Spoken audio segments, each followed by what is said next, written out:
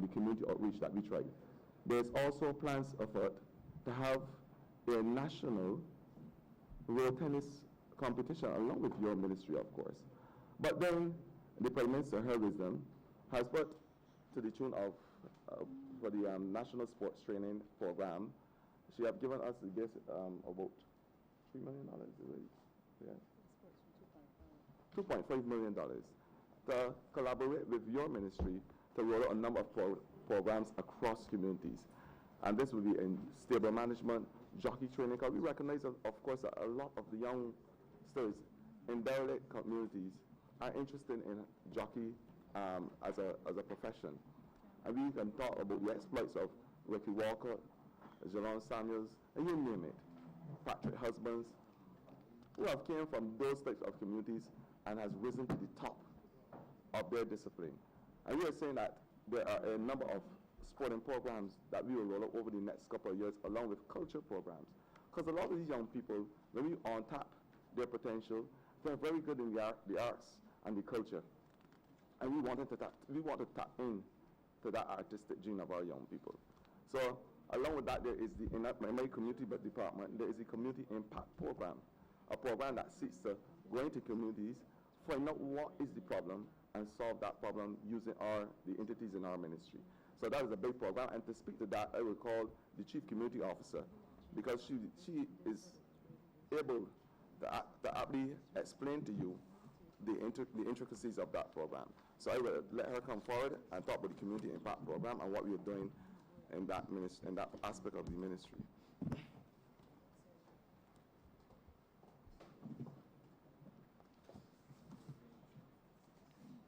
Good morning. In response to the Honourable Minister, MP for St. Philip West, about the outreach programs, I'm going to speak about our outreach programs at the Community Development Department. As one would be aware, we have to make the most effective Ma'am, please impact. adjust your mic a little bit. We have to make the most effective impact with limited resources. We have to be economical and we have to be effective in what we do. We are focusing very heavily on partnerships in order to make the community development process as impactful and as effective as it can be. And we have brokered successfully partnerships with the Anglican Diocese, the Wesleyan Holiness Church, some Episcopal churches, government organizations and agencies, and we're continuing to do that. So that is priority. We realize that we can save and we can be most effective by partnerships and networking.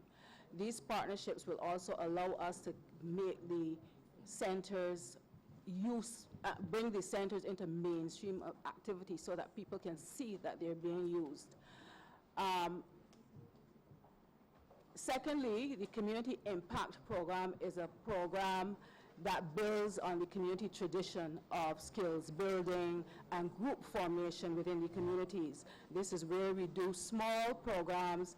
On average, each program caters to about 15 persons, and these programs have a ripple effect. They're gateway programs for some people who are not highly motivated, who are economically deprived, and so on, and these activities are run within the communities. The ripple effect in that bonds are formed among the participants. The participants ask sometimes for advance, and sometimes they say, we understand the government doesn't have money, but we will do it. And they draw on their own connections and resources, although they may not have funds. Ripple effect in that they bring their children, they bring their adolescents to join the program. That's the Community Impact Program, and we will continue to do those. The traditional ones, of course, but there are new and emerging ones that we make allowances for as the ideas come from the participants and from the community residents themselves. The Community Technology Program. The Community Technology Program has been going since 2002. This is where community training, computer training computer courses are offered within the community at the resource centers. The resource centers, there are 20 resource centers that are outfitted to offer community training to the community. We are constantly reviewing this and trying to make the courses offered relevant and responsive to community needs. So you will see that we have included things like computer graphics. We have included things like building drawing and program writing, QuickBooks, and a number of others. These are courses that we will spread because they started at limited number centers. As the opportunity arises, we will expand them. We have a number of community centers that are not outfitted for the community technology program. We are also introducing community technology training to those at a limited extent. Of course, we have made provisions in the estimate to include a couple computers, a small number of computers at these small centers so that no community with a community center is left out of the activity. You may be asking about those communities where there are no community centers. The Community Development Department has always sought to ensure that no constituency community is left out because there is no community center there. Back in 2010, we fostered very good relationship with the Ministry of Education, and we were able to offer computer training at schools that were EduTech ready. Due to certain constraints, that stopped. But however, what has not stopped is our determination to make use of other resources that are in the communities. So like I said, we're using churches in St. Lucie and in St. Thomas. We have a beautiful relationship with the church there, and we're continuing discussions with the Wesleyan Holiness Church and Episcopal churches. And of course, the Ministry of Education is one of our key partners for using their schools. So the outreach will extend even where there are no community centers. We have partnerships, like I said, with government agencies as well. So basically, that is it. We're treading very carefully because we have to be economical, we have to be efficient, and we have to be effective. Our resources are not only limited in terms of money, but in terms of manpower, and therefore, as I said, our outreach is going to focus on partnerships, sustaining the programs that we have, extending them, making them more purpose-driven, more targeted, and more effective. Thank you. Minister, oh, sorry. Minister, if I may add, you would have heard me earlier make a plea to Barbadians to come and take stake and stock of their communities. Out of these community impact programs, what has happened and what is happening across Barbados is that there is a movement to form groups, community groups. And so over the last year, there are about 4 groups that has been formed thus far, and this has arisen true to the need that communities see themselves as being a tangible entity. And for instance, the Active Aging Club, a very active club for those who are in the twilight of their years. There's the Gazette Children's Club, looking after our young children. There is the Men's Health Forum, and that club is seeking to look after issues as it relates to men's health, the issues of prostate cancer, the issues of chronic non-communicable diseases, high blood pressure, diabetes, you name it. There is the new program, which is called the Safe Haven. Now, this program seeks to capture our young people after they leave school at 3 o'clock till around 7 or so, where there are the mentors and the children in communities. The elderly persons can come and use the community centers to take care of the nation's children. Retired teachers form an active part of this program. We have persons who were involved in sports, community leaders, because we believe that we must provide that safe haven for our young people. And the only way we can do it is that if every single member of the community decides to take stock. So as a department, we have asked the community to come on board. And I want to tell you that so far, there are about 4 communities that has risen to the task and have ensured that our young people have a safe haven, a place where they can learn and be protected from the issues and pressures of the environment. So that is something that has certainly captured the imagination of this department. Thank you very much, Minister. I want to just again encourage you and your team to keep going. You're doing a fantastic job. Thank you. Honourable Member for St. Michael East. Thank you, Madam Chair. I just want to help to, just want to suggest some modification of the program at community development. When I compliment them for some of the work that they're doing. I believe that there's a need to place filmmaking high on the agenda of the Community Development Department. I believe that there's an external demand for it, and sometimes you don't have to conceptualize policy from the top, but based on the external forces, it gives you an idea of what young people are asking for. It's not what we think that they should have.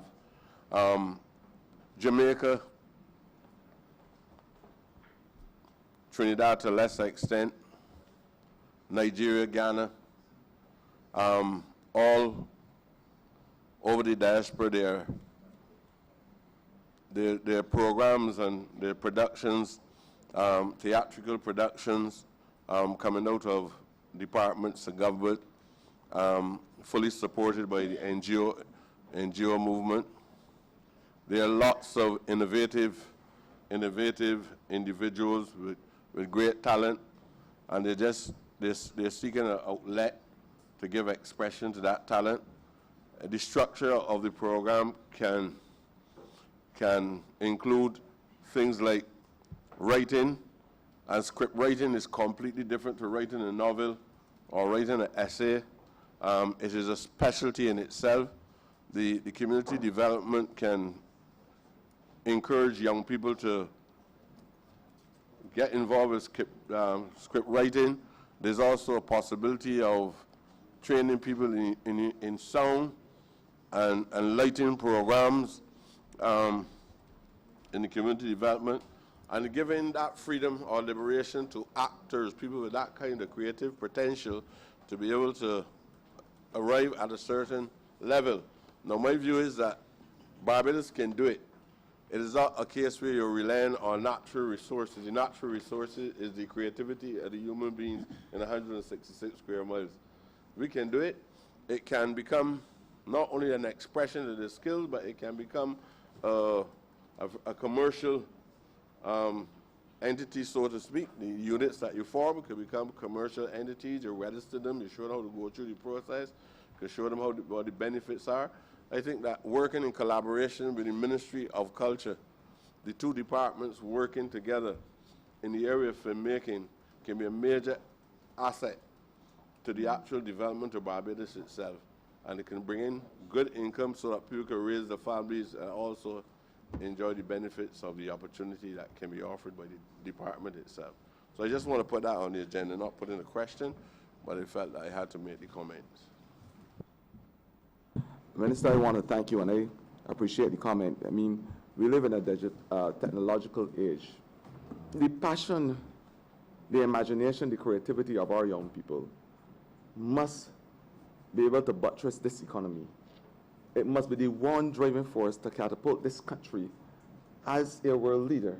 And I'm saying to you, you have my unequivocal assurance that this ministry will do everything to tap into the imagination of our young people. And I want to tell you that not only is there a digital media course in the department of the community department, certainly, but there's also a digital media course, beginners and advanced, in the mainstream youth ministry. which caters to young persons across the nook and cranny of Barbados, seeking to use their imagination and their skills, not only to allow them to be disciplined and be creative, but allowing them to have a marketing niche as well, a business, because they are married to the business, our business, and our entrepreneurial program. We have a number of programs, and the same life skills that you are talking about, the same communications program, we have a communications program for our young people that is embodied in the entire digital media program. And I want to thank, because the person who teach the digital media program was a former student. And this is the type of upward mobility that we need in this country. But along with that, we have an advanced program, because it doesn't stop at the bottom. After the beginners, there's an advanced program which is taught at the University of the West Indies for those persons who want to carry their career a little step further, because it's all about the next step in this ministry. So after the advanced program, persons can apply, because they are qualified or certified as we know it. They can apply to any media house. And of course we understand that, and we have to thank the media in an unreserved way for their role they play in getting the news out in this country and the good work that our young people is doing. And I'm saying that along with that, because it's all about partnerships, UNICEF has decided to partner with this ministry in order to roll out 2 programs. The Photography 101 program, which is understanding, of course, using the photo ability of our young people and the imagination to create photos and pictures to sell. That is the Photography 101 program. There's also the Video 246. And this is a program which has become a big hit with our young people. Through agencies like CBC, they have come on board in a way that they have even employed some of our young people on a short-term basis as part of that exercise.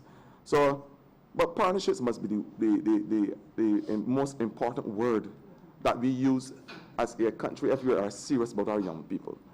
Because without partnerships, you can't achieve the sustainable development that Barbados is purporting to achieve within the next couple of years. It is an important cog, partnership. So at every single turn, we must be talking about partnerships with other agencies, the private sector, who has come on board and responded in a philanthropic way. These are the type of discussions that we must have. But certainly, Minister, these are very much programs, and I understand your interests, and we would do everything in our power to make sure the desires of our young people are realized. Thank you. Honourable Leader of the Opposition. Thank you, ma'am. Mr. Minister, morning. You spoke with reference to 3 new programs, one of which is a road tennis program. And I got the impression you were speaking with reference to competition, road tennis competition.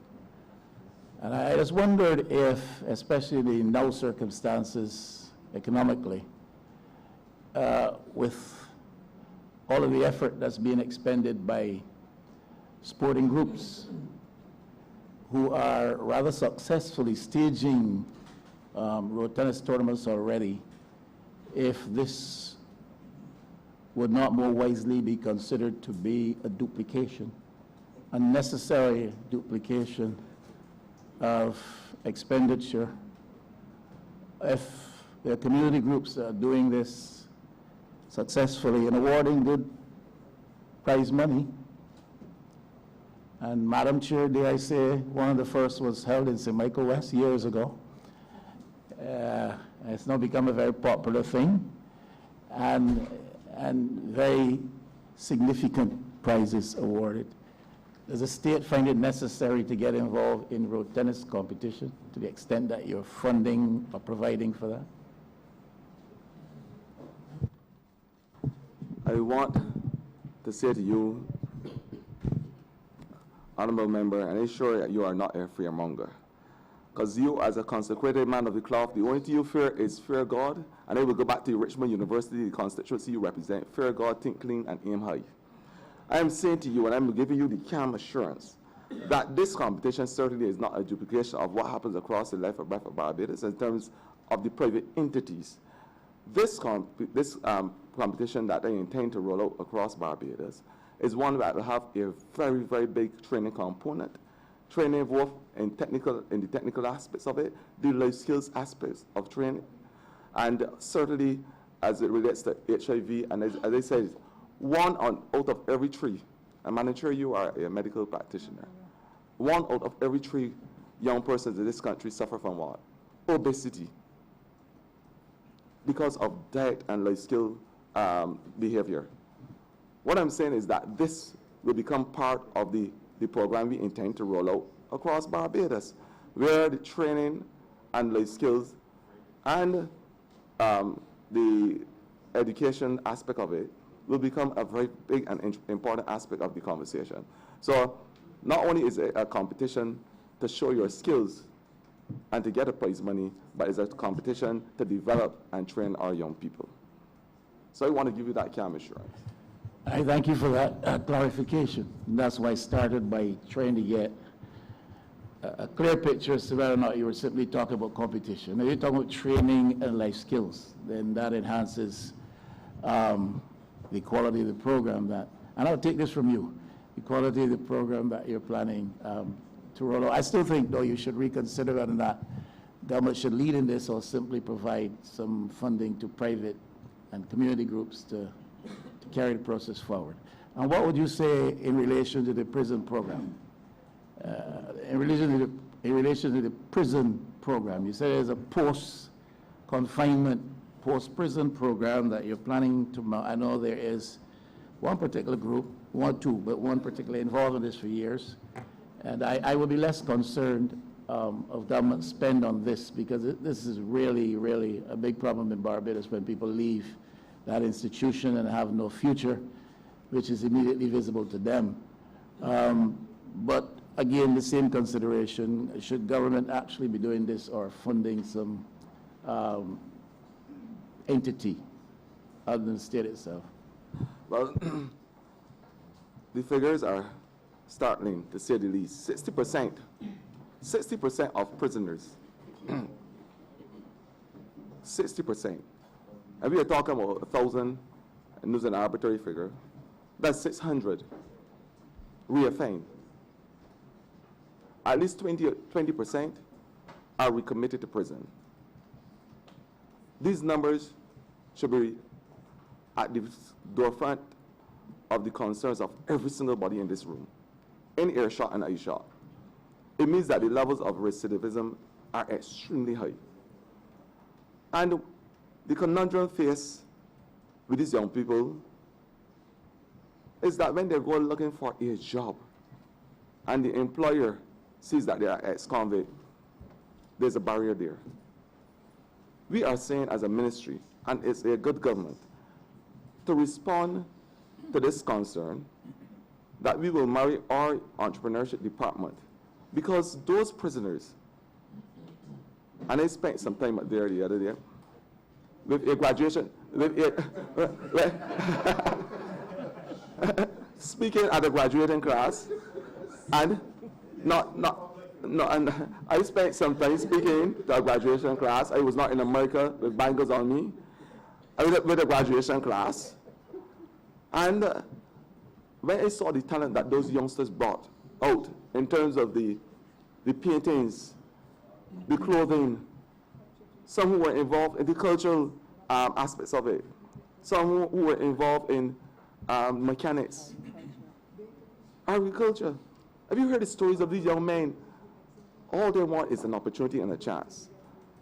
And the one thing that they will have this opportunity with in society is if we make them small businessmen, along with the trust loans that will seek to change the way how we reach out to the ordinary folk in this country. So our department started a new program, which will be rolled out over the next couple of weeks, called the Youth Prison Fellowship Program, where our youth entrepreneurship scheme partner with the prison, because they have a program there for the inmates while they're incarcerated. But there's nothing when they come on the outside. So it is like dropping and cutting off the umbilical cord prematurely. And we are not prepared to do that. So we will partner with the Prison Association, the Prison Fellowship, and we will ensure that those young people have a chance to have a commercial business space so that they become entrepreneurs in their own right and make a living to help support themselves and their families. And it goes back to the old adage, the devil find work for either hand. I know that that adage will hit home with you as a pious individual.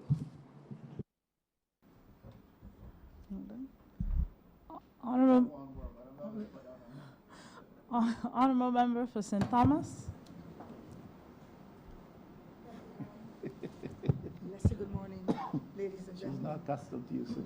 I want to commend the minister for the projects that he and his team, most of them they would have conceived, but they have been introducing. And I believe it will help to make a tremendous change in what is happening in our society. And I pray that the best practices will be shared with our other persons our brothers and sisters in the region. I want to just put two small things on the Sorry, table. Minister, could you pull the microphone a little closer? Thanks. Thank you, ma'am. I thought my school teacher voice was still there. I want to step back for 2 seconds, then to come forward, and sometimes we need to look at our history, where I felt that in 1981, when an administration under the then Prime Minister, the late Tom Adams, sought to look at daylight saving time as one of the novel ways of giving people opportunities to leave home early in the mornings to go to work, and in the evening come back and utilize all of the pavilions and the playing fields and so on, because we recognize where the non-communicable diseases would have impacted on people. And you're talking many years ago. And Barbadians poo-pooed it, because sometimes we don't like to try things that are new. But today the revelations are there. When we look at our school children, when we even look at our adults, a large percentage of them are suffering from diabetes and so on. And we are billions of dollars down the road because the Ministry of Health and other agencies have had to pick up on it. I believe that the Youth Affairs Department needs to continue on that trajectory, making sure that our community centers are not just open like a day like today when our children are in school. Our centers are shut down, or the attendant will be there, but who is going to be there to access the facility? And therefore, I am asking that in the plans going forward, that whatever was put in place in the early 1990s that was reversed will be put back in, where the officers go in from about 3 in the evening to facilitate children coming from school and go on till 8:39. It worked out very well, and that's where my awareness developed as a younger girl then, because Ministry of Culture and Youth Affairs had their synergies going. And ma'am, if you will allow me to call just 3 names of person in a very positive way, where that kind of collaboration took place with the ministers and the other officials then in the Ministry of Culture and Youth Affairs. Community development it was. And we saw persons of the caliber of Mrs. Peggy McGarry, of Tony Thompson, and others under the guidance of Elambe Motley move into the communities. They were put on secondment, and they came into the communities, and that is where our cultural and other aspects of living developed in the communities where I live, and it was across Barbados. And I feel that if we do that, more of our children will not just have to be latchkey children. Our children have a key around their neck. They go in the house, they watch the movies, they do everything that is negative, eat all of the food of the fridge if there's food. And therefore, they become fatter and lethargic. And therefore, I am asking, while the minister is making his plans, to look at that and see how best it can be enshrined, perhaps not this year, but another time, because I know that the budget constraints will be difficult. And the other aspect as I close, I would also want to remind us, and I know people will say, well, she's old-timeish, and thank God I am, because very few of them will live to my age. A lot of them will say that, but when we looked at the various clubs that existed in Barbados, that captured our young people, to help them to carry forward those cultural norms and values that have steeped us into who we are today. It is sad, the YMCA, the YWCA, the church lads and church girls brigades, the guides, the scouts, the police sports club, and what was happening there, the JCs, the Anglican Young People's Christian Associations, the Rotary clubs, the Kiwanis, and some of them have done excellent work as they have junior groups with them. I want to see more of that happening in our communities. Many of us are doing the best we can, not only as politicians, but people in the communities who are retired, church people, teachers, and police officers, and so on. I want for the Ministry of Youth Affairs, in working in collaboration with many other agencies, including where I am, to be able to reach into those communities and to make a difference with the formation of the clubs that the Honourable Minister spoke of earlier. And so I commend the staff at the Youth Affairs Department. I know more can be done, but we understand the human and the monetary constraints, but we are willing to work with each other and form those synergies that will help to build a better and a safer Barbados and a proud set of people from among our youth and others. I wish to thank you, ma'am. I want to thank the minister.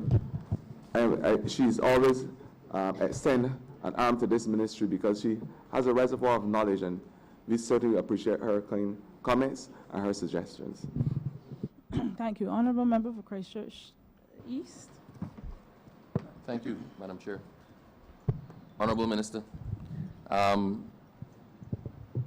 Honourable Member for St. Thomas took a bit of the wind out of my sails, but that's all right. There's still a lot of sail and a lot of wind. Minister, just a couple of things. I also have a concern about accessibility to the community centers and pavilions. I know this might cross two ministries, but where you can actually lend a hand on it, I'd appreciate some input. Now, it makes no sense, as the member for St. Thomas said, to have attendance at pavilions during school time, during the normal working hours. You don't get sufficient bang for the buck. We want to encourage people to come home after school, after work, and participate socially or to engage in constructive activity.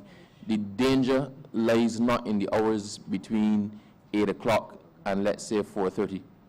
The danger is in having unoccupied minds and hands and bodies in the early afternoon and into the night. That is part one. The other thing, it is very difficult, Minister, where we have a lot of unnecessary expense attached to utilization of government properties and premises. And perhaps your ministry can look at renegotiating some of the insurance contracts. There's no good reason why, if Group A wants to use a pavilion today or community center for something, they have to pay insurance on it for their event. And then the next person using it the next day has to pay insurance on it for their event. And the government is paying insurance on it generally. It seems to me a lot of overlapping costs. Surely better can be done, because it may not seem like a lot for to have insurance coverage by paying $152. But if you are a struggling organization trying to get off the ground, that $152 might limit the amount of opportunities you provide to your members, because you can't afford to spend $152 more than once a week or more than once a month. So I think across the spectrum, we need to look at the insurance coverage and the terms. I am quite sure that with insurance being what it is and the competition for business being what it is, we can negotiate a better deal in relation to that. I think we've just accepted something that has been there for a while, but it is not really working for the benefit of the people who it was intended to work for. Having said that, we also need to make the community centers exceedingly accessible. A group should be able to use a community center or pavilion with no effort if there's nothing else planned. So if I contact the relevant person and it is free today at 4 o'clock, then it should be, if it's free today at 4 o'clock, the first person asking should be able to go at 4 o'clock.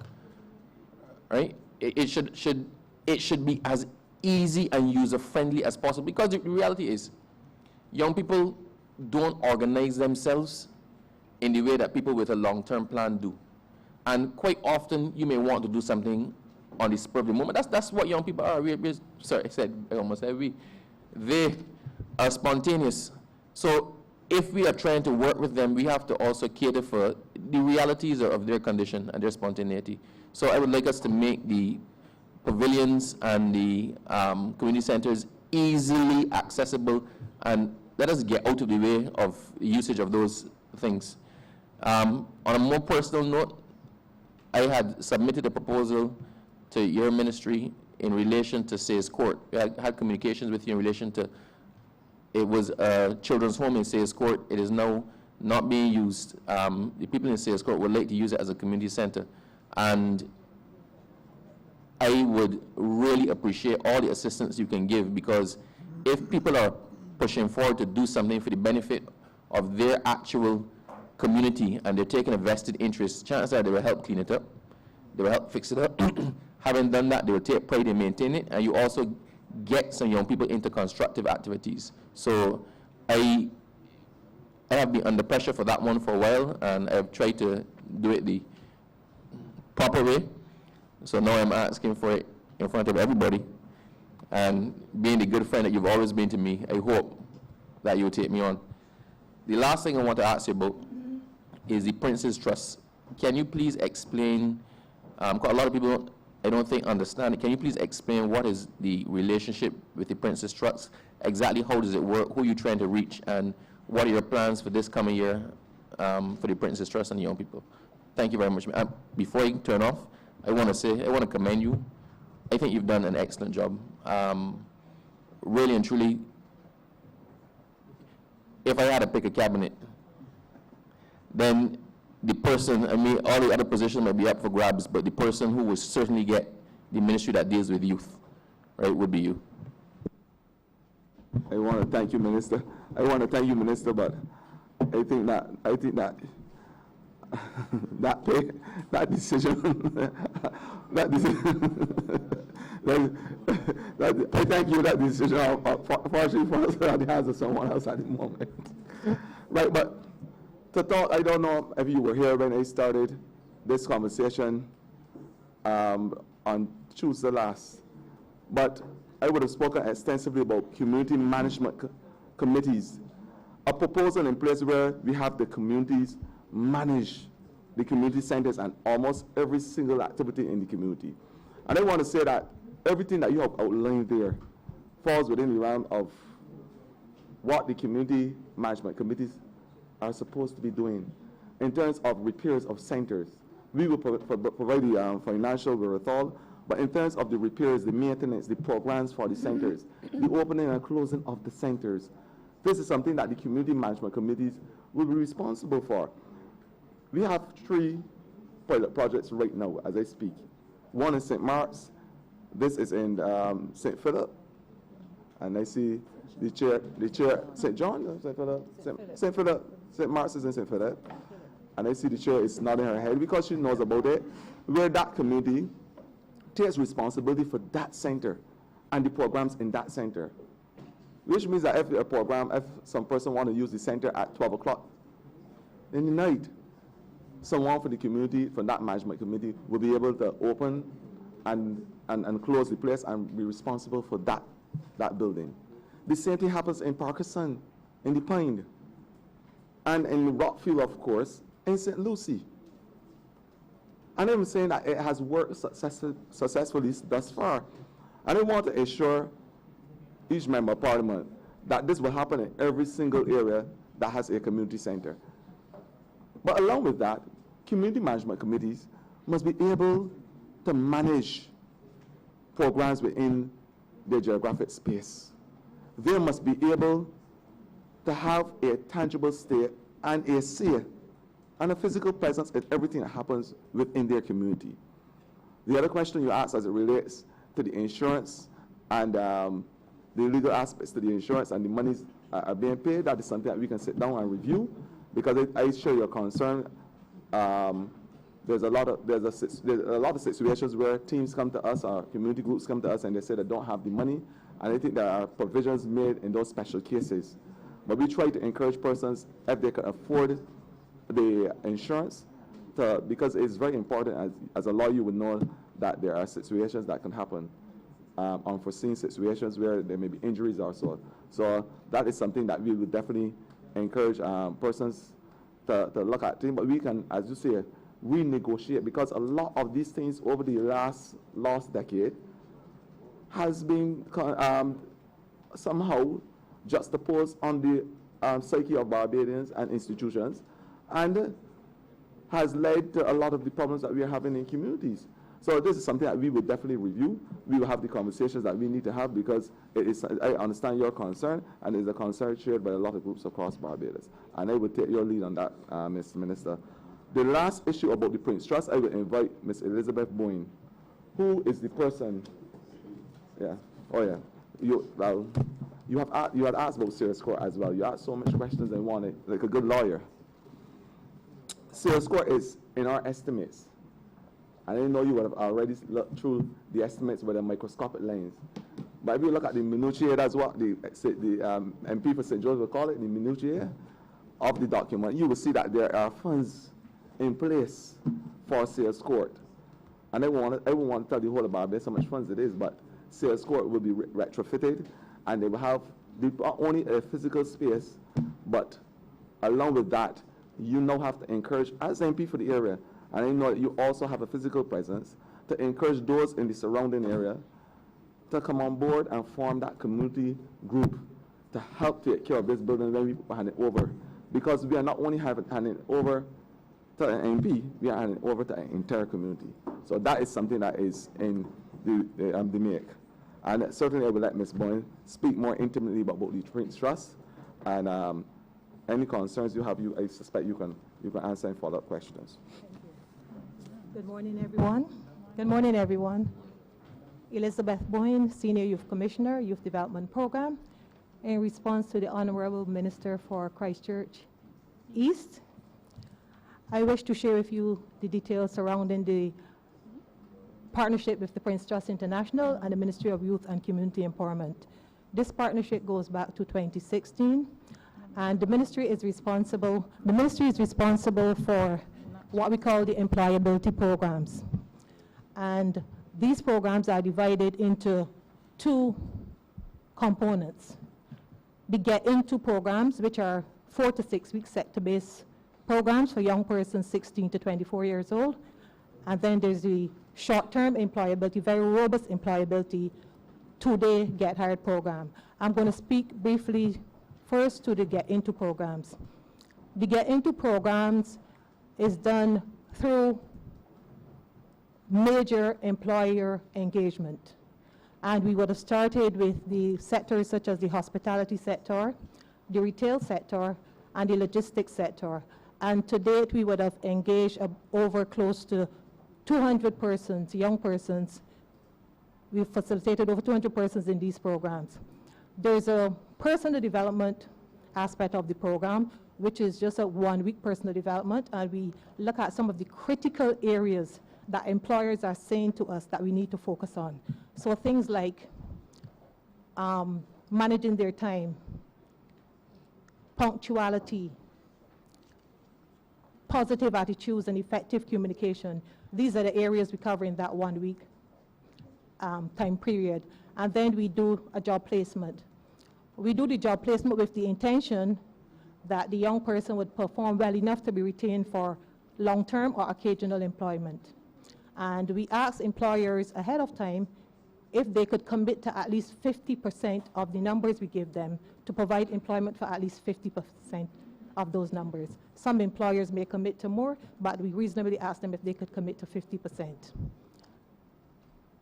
The Get Hired program is a 2 to 3 day employability program, and these are for persons who are close to 90% job ready. I would say between 80 and 90% job ready, and would only require for us to open a door with an employer for them. So what we've attempted to do in the ministry, or what we sought to do, is that the first day is like an empowerment day. So we invite the young persons who are interested in the particular sector. Again, so far we would have engaged the Royal Barbados Police Force, the Defense Force, because our first employability programs in the Get Hired were called Get Into the Uniformed Services. And we knew ahead of time that the Royal Barbados Police Force were looking to increase their numbers.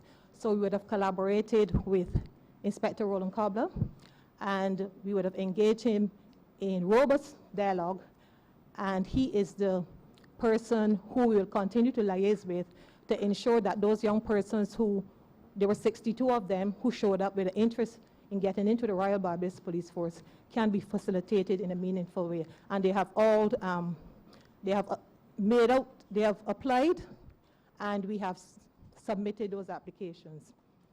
The Defense Force numbers were roughly around 30-something, and our third sector so far was construction. And we would have engaged a number of construction partners, and even though we haven't got the total number of commitments to date, because some of them have indicated to us that their current projects are fully staffed, but they're willing to work with the ministry, they would place the young persons in a pool to be chosen from should business takes off in a meaningful way. And some have indicated to us that March and April will be times, the period of time that they could engage the ministry to facilitate some of those young persons. Thank you. So in a nutshell, you're satisfied with the way the program is going? Yes, in terms of what the numbers we've been able to facilitate, I'm extremely pleased with the number of young persons we've been able to touch, because the employers are saying to us that the product that we're delivering out there is a good product. Thank you. I want to say, because I suspect from your question that you would want a history about the Prince Trust and how it has become a vital partner in this, certainly in this ministry and this country. The Prince Trust started basically in 1976. And after the Prince of Wales, Prince Charles, of course, after his stint in the military, he decided to start a movement across the United Kingdom for disadvantaged children,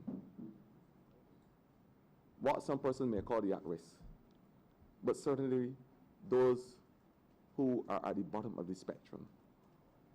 And that was around a very depressed era in the UK then. Since then, this trust has sent out a dedicated team across the world. A lot of countries, I should think, is about how much countries? They come out, more than 100 different countries, where they look at the most vulnerable and the disadvantaged children to come up with programs and to lend not only financial assistance, but to provide technical support with their consultants in an effort to reduce the high level of unemployment. Certainly, when we took over government on May the 25th, 2018, the levels of unemployment amongst our young people were up to about 30%. I'm not exaggerating. It is way too high.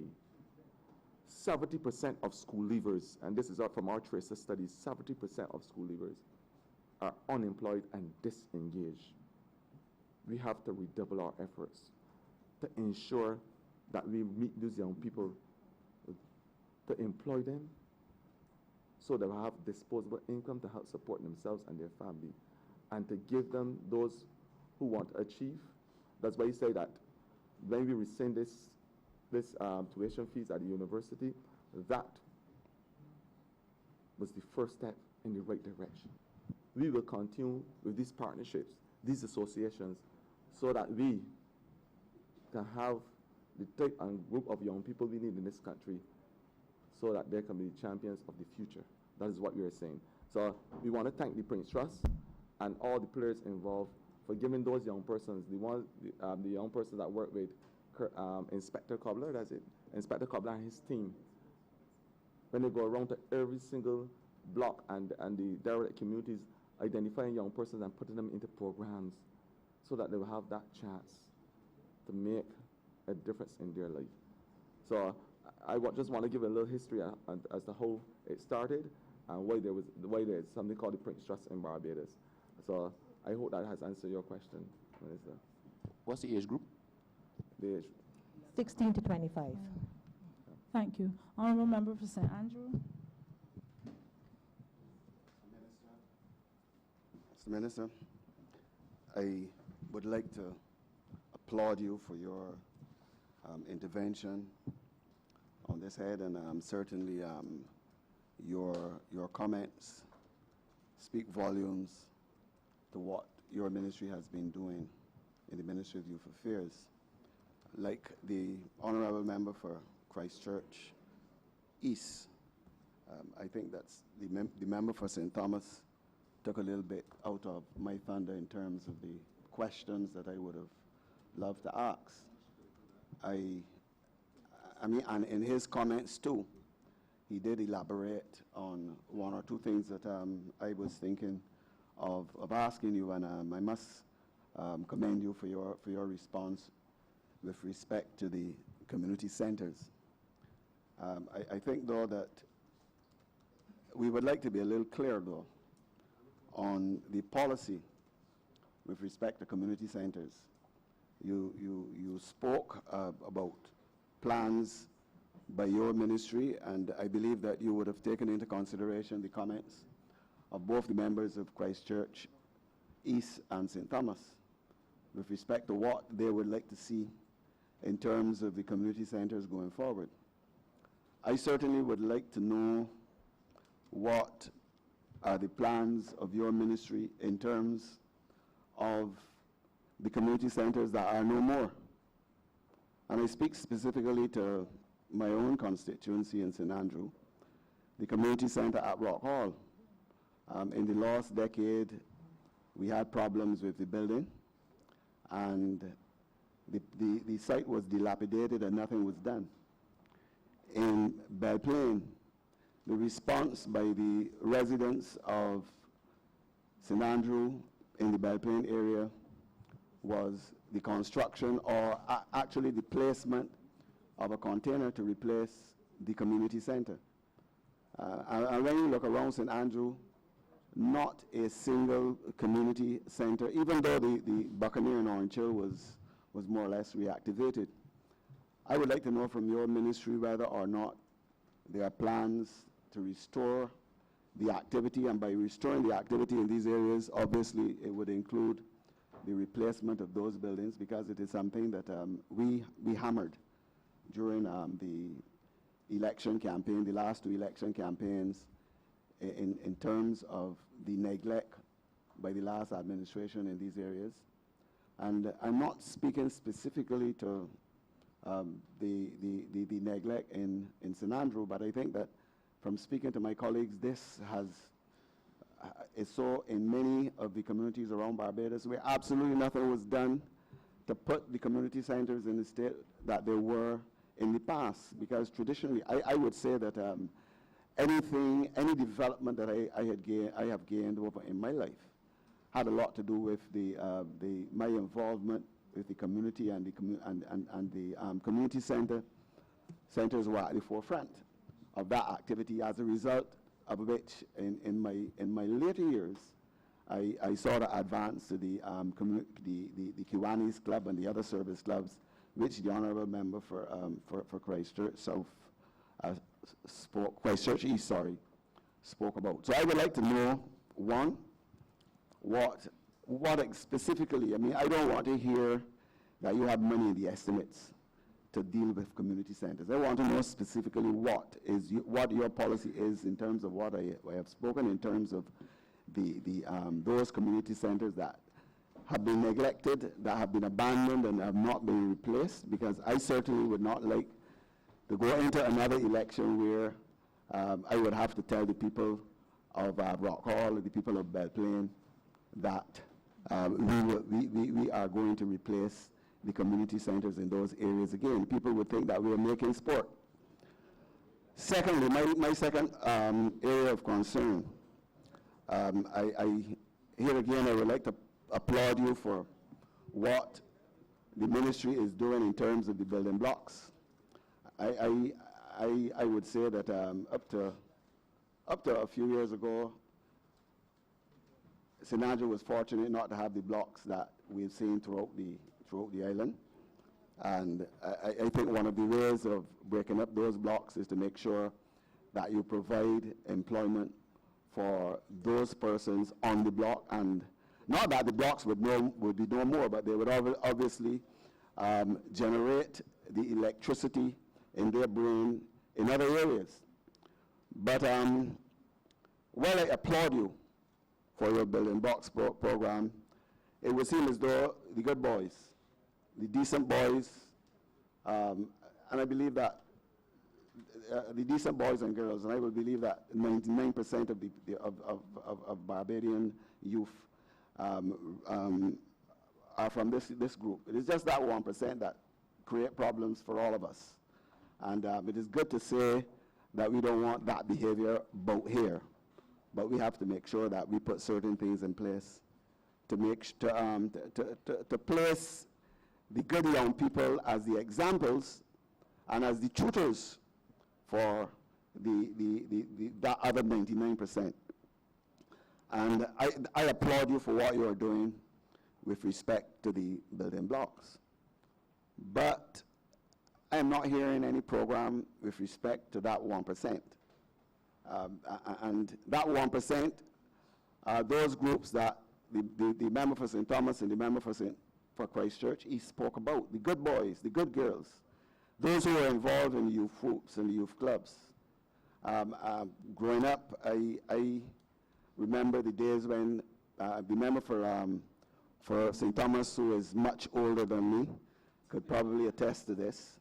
People from the Community Development Division, I remember people like Kay Yarwood. I wonder if she's still alive. Kay Yarwood. There were a group of people, a whole cadre of people in the Community Development Division who used to go around and not only help us in building our clubs, but they used to go into communities where there were no youth groups and no youth clubs and start up the youth clubs. And there were some individuals who played a leading part in this exercise, people who we know. In St. James, I could think of people like Keith Yearwood, Keith Simmons, Rudolph Odwin, Wilbert Morgan, Douglas Keith, and people of that caliber who played a leading role. And we had a lot of fun. You had the annual debates, the inter-youth group debates. I will recall too, you had the Barbados Youth Council under Dennis Hunt. We don't have the type of deviance that you are seeing in society nowadays. I mean, I don't know, I can't think of an individual, a young person in those days who would go to a fair and get mashed and would want to take it out there and then, and saying sorry is not an excuse for the youngsters nowadays. And in that environment, we practice our anger in the debates to make sure that we win the debates, that we compete in cricket and football and various sports, various activity. And I believe, notwithstanding the fact that some of us might think we don't want to go back, sometimes going back, there's a lot that we could learn from going back. It would be good if there is some program. I mean, and I would not say that you brushed aside the member, I can't remember which member had asked about the youth clubs, and you said there is enough money, that there is money in debates for this. I don't want to hear that. If there are no plans for constructing or reconfiguring the youth groups and the youth clubs, I believe that should be on the agenda. And in the same way that you have done an excellent job, because I say excellent, you've done a miraculous job. I've seen some of those youngsters on the building blocks. Kindly wrap up. And if you've done, I'll wrap up just now. If you've done a good job with respect to the building blocks, and the guys on the block, the deviant youths, I think that you could go a little further, and if you could sort of have a program whereby those youth groups, the youth clubs, and the older guys could become involved, maybe it might make your job a lot easier. So I am saying in these two particular areas, what are the plans for the ministry with respect to the youth groups going forward, and with respect to those community centers that are no more? Thank you. I want to commend you for your comments and your question. Minister Member Parliament for St. Andrew. And you know that I have an idyllic connection to that parish because that is where my navel string was born, buried, and I really respect your comments. Minister, the concept of the building, I'm going to answer the last question first. The concept of the building blocks came about because, of course, we recognize that the level of disengagement at that level, where fellas, youngsters, could be persons in my age group, decide that that is their safe haven, where they gather because they felt dejected in every single other aspect of society. At home, they feel not welcome. Sometimes they don't even think that they're fitting at the church. And at school, there's always a problem because they may be learning slower than other persons. All types of disgraces these young people face. So they remain unemployed, disengaged, and, as I said, the old adage, the devil find work for either hands. We are saying as a government, from a policy perspective, in July last, in 2018, we decided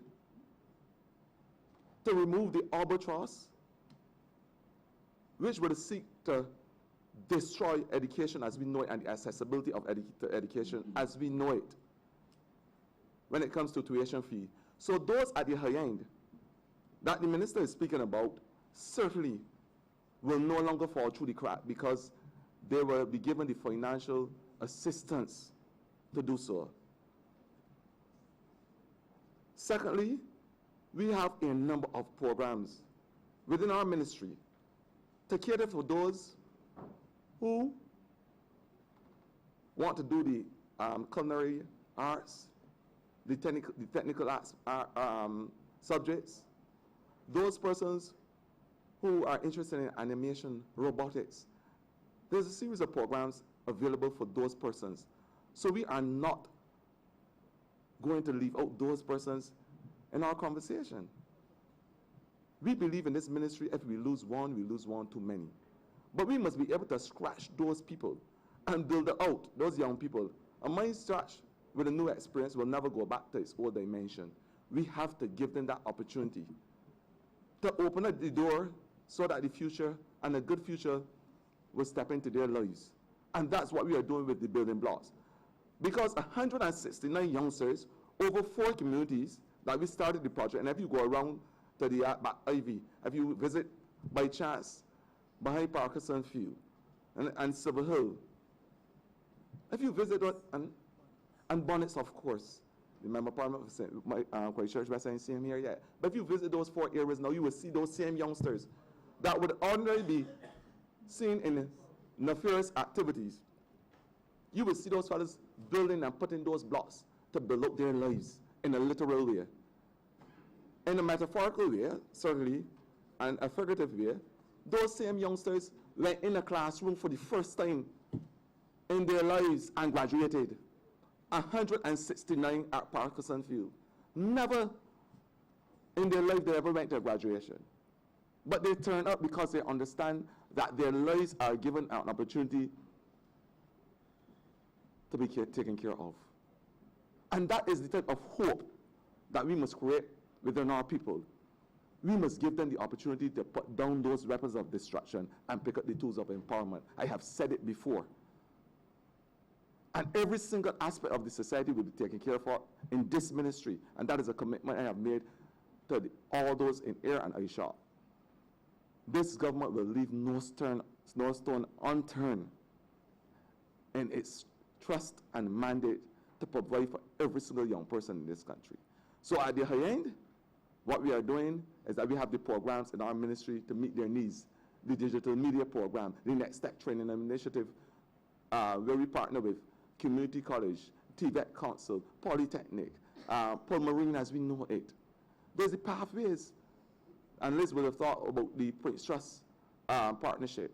But the pathways is a program that we put young persons, those who, as the member of parliament said, who are interested in high-end achievement. There is something in the pie for them as well. And as I said, when we came to party governance, on July 2018, we reversed the worst decision ever made by a government in Barbados.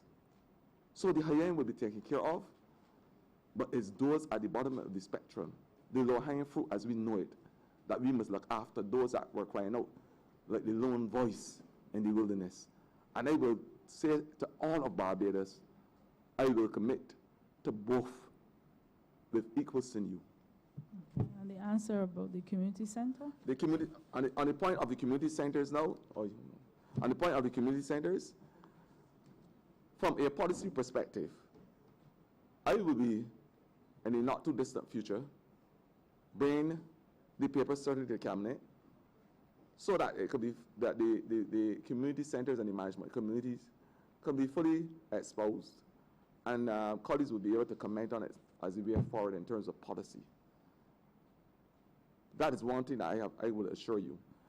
In terms of the repairs of the centers, we have started engineers assessment, and over the last couple of weeks, we have started repairs on 9 or 10 centers. Greenidge is not yet. About 7 centers thus far.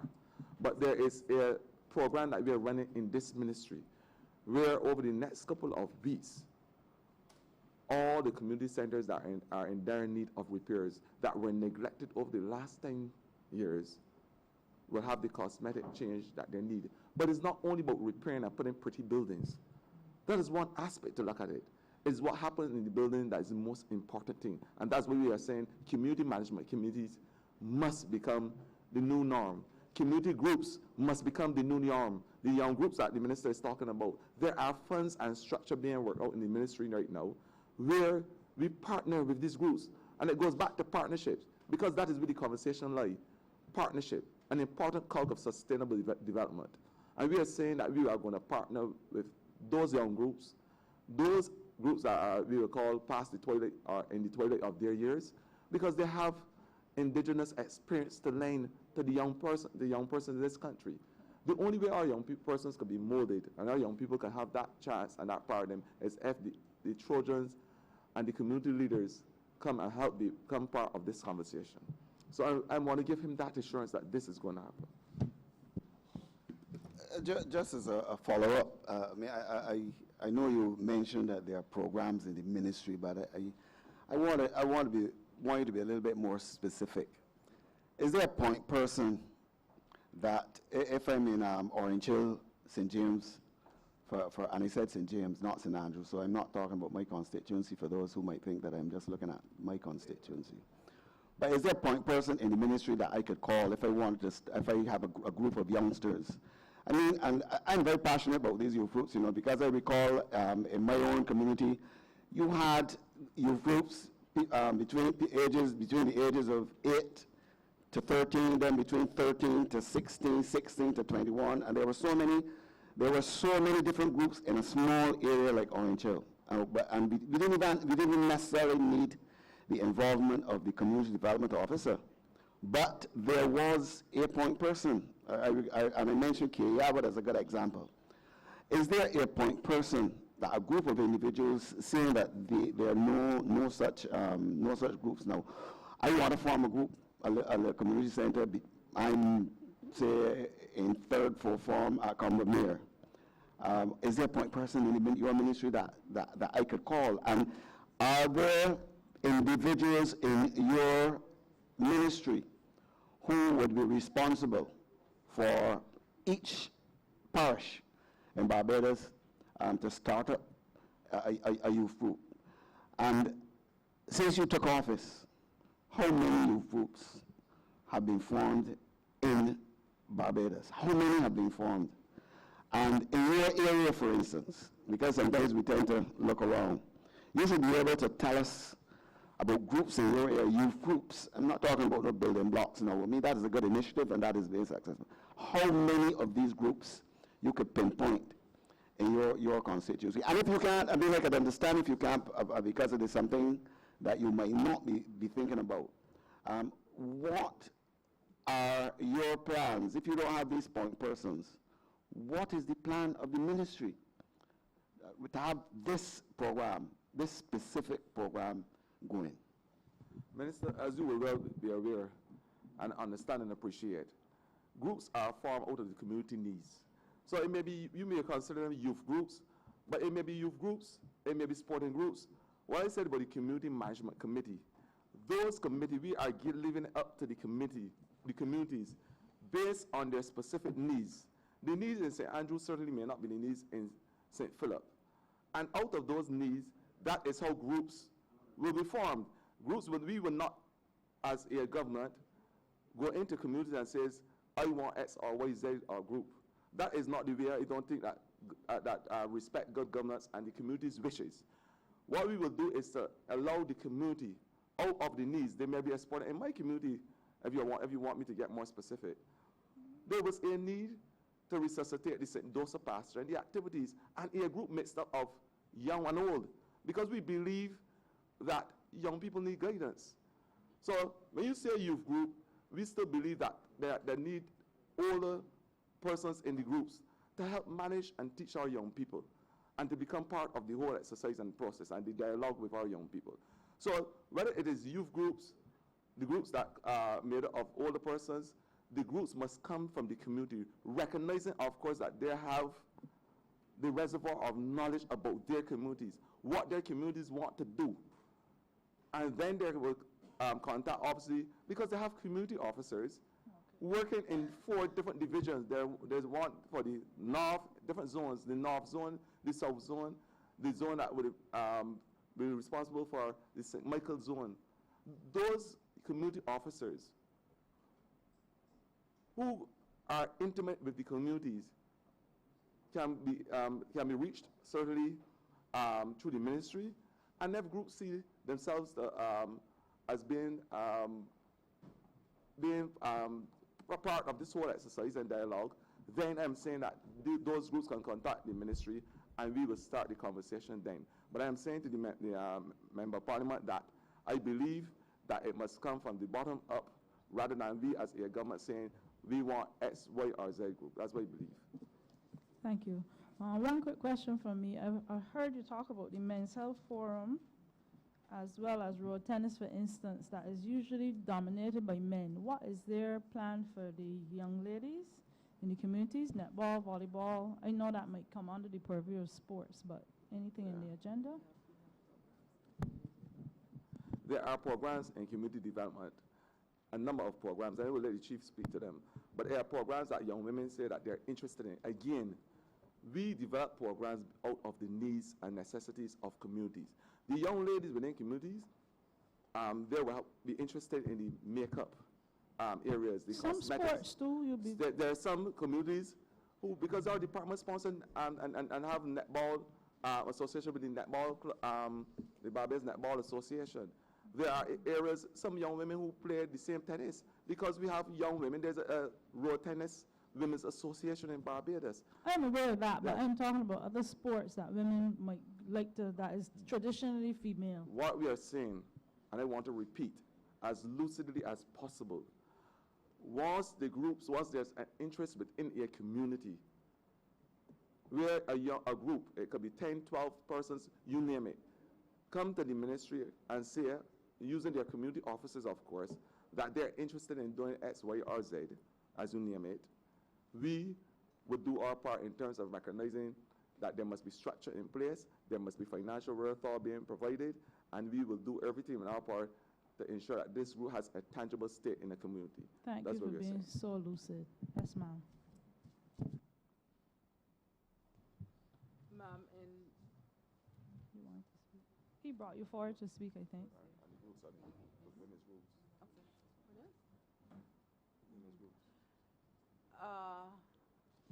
yes, let me start by Let me start, Madam Chair, by drawing attention to the fact that in addition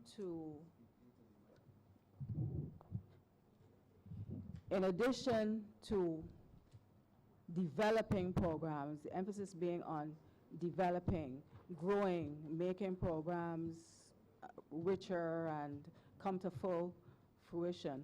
In addition to that, the main function of the Community Development Department is to facilitate. By facilitating, it means that we are building on the resources and we are building on what already exists within the community. So we search out for that and we build on that. In terms of the development of youth groups, that process has started, and that has started with the Safe Havens project. The It's for Teens program is a program designed in 2009 for teenagers between the ages of 13 and 18. And it was designed to fill that void that existed in the summer when the schools were on recess. The Community Technology Program is a program that teaches level 1 and level 2 in information communications technology, but that always broke for the summer. That always broke for the summer, so that would go for 3 months, break for summer when tutors would take holiday, and that would be a lull. The It's for Teens summer program was specifically designed for teens to fill that gap. Now, since 2009, we have been having difficulty trying to keep up with the demands in the summer from parents, from schools, from young people for that 6 weeks program. Out of that program, no. I mean, we have tweaked it, we have reviewed it, we have asked for sponsorship, we offer things, they do web design, they do videography, they do graphic arts, they do ads, and all of these applications, all that they're taught in this summer is designed so that they can use it after. We cater to the girls and the boys who are leaving school, the girls and the boys who've been superannuated, and there is a good blend. Some of them have never had access to computer, they only know about the phone, they don't know who do email and everything. Out of that now, Madam Chair, we have the Safe Havens, because although we recognized it, this has actually emerged from the communities themselves. The teens remained with the resource centers. And they said the CTP's, It's for Teens is finished now, it's August, we graduated, but we want to remain here because we want to have activities going. And those centers, I think there are about 6 of them now. There is Christchurch East, there is St. George North, there is, I don't want to go down the list in case I leave out any, but there are about 5 or 6 of them now where the teens have come back, and the aides, the officers at the centers have embraced them, created some structure, and now we have the Safe Havens. These centers are going to be open all day. Wonderful.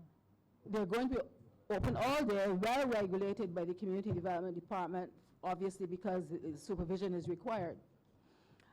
And the activities will be activities that come out of the group, their ideas. We will seek to build leaders from them, and of course, we will provide guidance and structure where necessary. So that speaks to the youth groups and the Community Development Department as a facilitator. Top end, we have a relationship going with the Ministry of Energy and Water Resources at the moment to provide training in photovoltaic installation and maintenance. This is going to be expanded. And these, looking into the future, we anticipate that the participants of this course will be able to go straight to the Samuel John Prescott Institute or find themselves businesses in this rapidly expanding area of renewable energy. Thank you. We have gone well over time. Allow 2 more questions. Honourable Member for St. George South. Thank you, Madam Chair. Blessed good morning. Minister Ford and team, to you, Minister Ford, I see you are very focused, and indeed, that's the way you ought to be as you enter these walls. But if you look to your left and turn your head slightly, you'll see you're a very good colleague next to me since 9:45. Anyhow, that's just to correct, but you stay focused. I want to compliment you, Minister, for the good work that you're doing in your ministry. And I heard a member before he spoke who took you down the path of community centers And I too share some of the concerns the member for Christchurch West and the member for St. Andrew would have shared, but I am going to go elsewhere because I think that has been fully exhausted, and I know you have a plan in place, as we have discussed several times. There's an old saying, what gets measured gets done.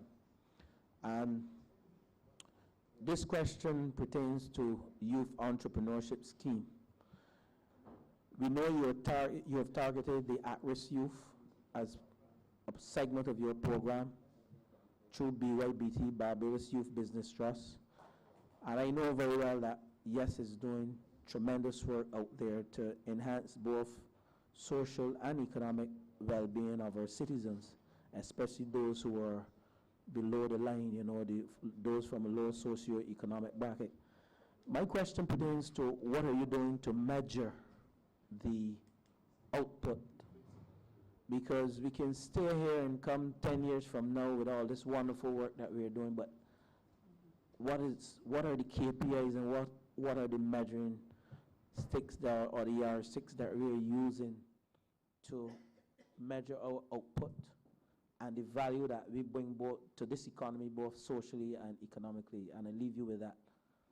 You may want to defer to your head of YES. I want to thank you, Minister, and certainly since 2018, the 25th of May, and since my involvement in this ministry, YES has certainly reached out to a lot of the, we call it the vulnerable community. YES roll out the program for the building blocks, of course, in terms of the entrepreneurship program, the marketing, and the other aspects of entrepreneurship that certainly was needed. And I'm saying that YES is also going to be an integral part of the conversation as it relates to Youth Prison Fellowship in terms of rolling out that program as well. But to answer your question in terms of the measurement of the impact and the success stories, I will let the head of YES, the acting, Mr. Ryan Mosley to come forward and answer that aspect of the question.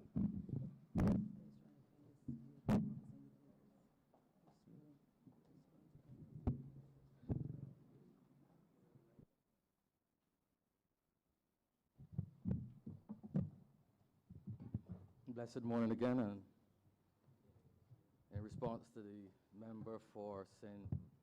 George South, the aspect about measurement with regards to the entrepreneurs and the entrepreneurial programs, YES has been a founding member within the pilot phase of the Barbados Small Business Development Center. This is a collaboration of all the business development agencies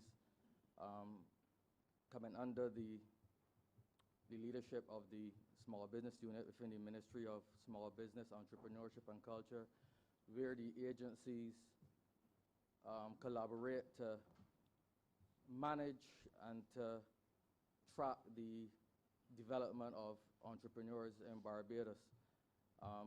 Just to give a background, our focus within the youth entrepreneurship scheme has now been, I guess, changed to the ages of 13 to 30. We focus on the youth aspect of entrepreneurship, and that's where our focus is primarily. But we are actively involved in the Small Business Development Center. There is a tool called Neocera, where the information, because previously all the agencies would have their individual databases to store their information, their contact information, the milestones of the clients, what services they would have accessed from the varying agencies within the local entrepreneurial ecosystem. But the Neocera database now allows all the agencies within the ecosystem to collaborate to make more informed decisions regarding assistance given to entrepreneurs. The different agencies can actually see firsthand within the system and track the progress of clients. They can collaborate to assist the development of the clients, and that is a method that is prescribed by the proponents of entrepreneurship, where agencies actually collaborate to provide the best possible assistance to entrepreneurs. It also eliminates duplication because agencies, the individual agencies will be able to see what each client is doing among the other agencies. So it eliminates duplication, and it allows all of the players within the ecosystem to share information. There are milestones that can be tracked within the Neosera software. If clients increase employment, that can be tracked. If clients are referred to, say, the trust loan funds, that can be tracked. If they go to Barbados Investment Development Corporation to be enrolled in their export readiness program, that can be tracked. So each person, each agency within the SBDC has access to this information on each client. That is tracked. The collaboration is more efficient. Client needs can be addressed in a more timely and efficient manner, and it all redounds to the benefit and the progress and the development of the client. So the Neosera program is one with a lot of potential.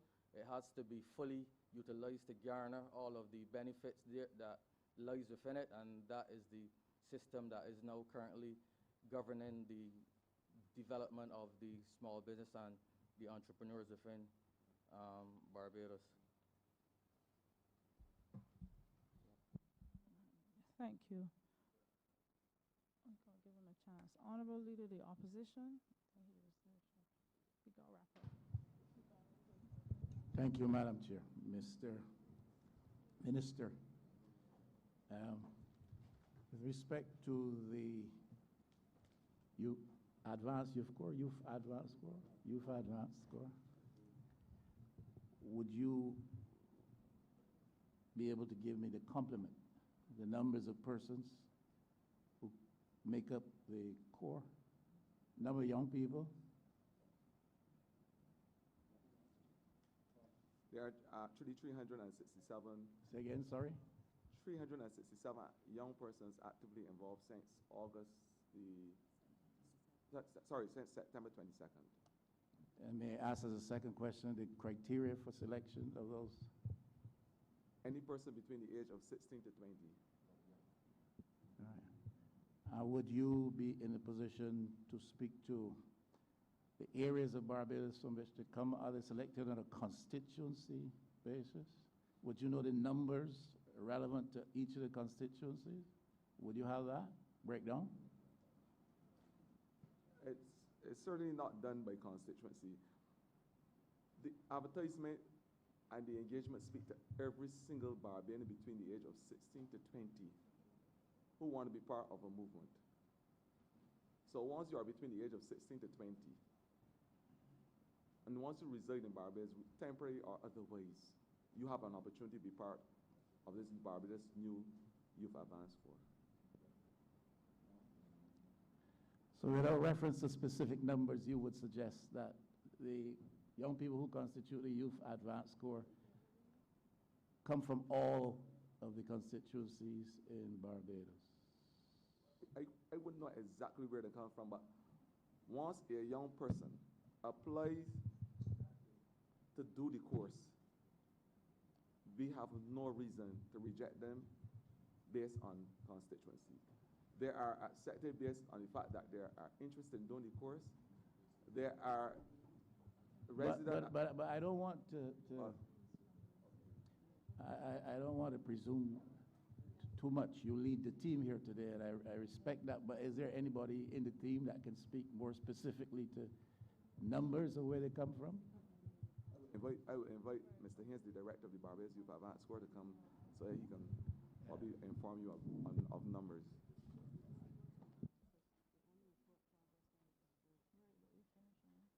Good morning. Let me say the Barbados Youth Advance Corps is open to all young people between the ages of 16 and 20. We don't look for any particular constituency. Since we've started the program, we had 367 persons, and but we don't do analysis based on constituency. We do analysis based on interests And our job is to ensure that we build out the potential capacity of all young people wherever they come from. Whether they come from St. Lucie or they come from St. Michael, wherever they come from, our job is to build the capacity of our young people. And that's how we do it. It's not based on any particular constituency. Last one, Honourable Member. I'm not going to get any more information than I've received already. You would attest therefore that the majority of them come from rural Barbados or urban Barbados? You haven't that? They come from all over. I think we have invested concentration. I think we have a good spread of where the young people come from. They come from rural as well as urban. But historically, you see that a lot of urban people participate in the Barbados Youth Advanced Corps. But they come from all over. And the good thing about the program, it has been publicized. We're always the only institution in Barbados that have more males than females. And we've always been oversubscribed when it comes to males. Prison. Apart from the prison. Developmental program. But I'm inviting you, and I'm telling you that some of the young persons come from St. Michael West as well. And I'm inviting you to bring, if you want to bring the interest, we are going to encourage every single young person. From St. Andrew to St. Lucie to Christchurch to St. Philip, who has an interest and want to make a difference in their life, to come on board. We are certainly not going to look at constituencies. So if they come from St. Michael West, we welcome you with open arms. If you come from St. Andrew, we welcome you with open arms. If you come from We get the idea, Honourable Member. I'm going to allow you to put that into your wrap-up for 10 minutes and if they ask come that from St. Philip North, we welcome them to the Barbados. I got the gist. Go ahead. We're asking you to do your wrap-up and to move that, the headstand part. 10 minutes.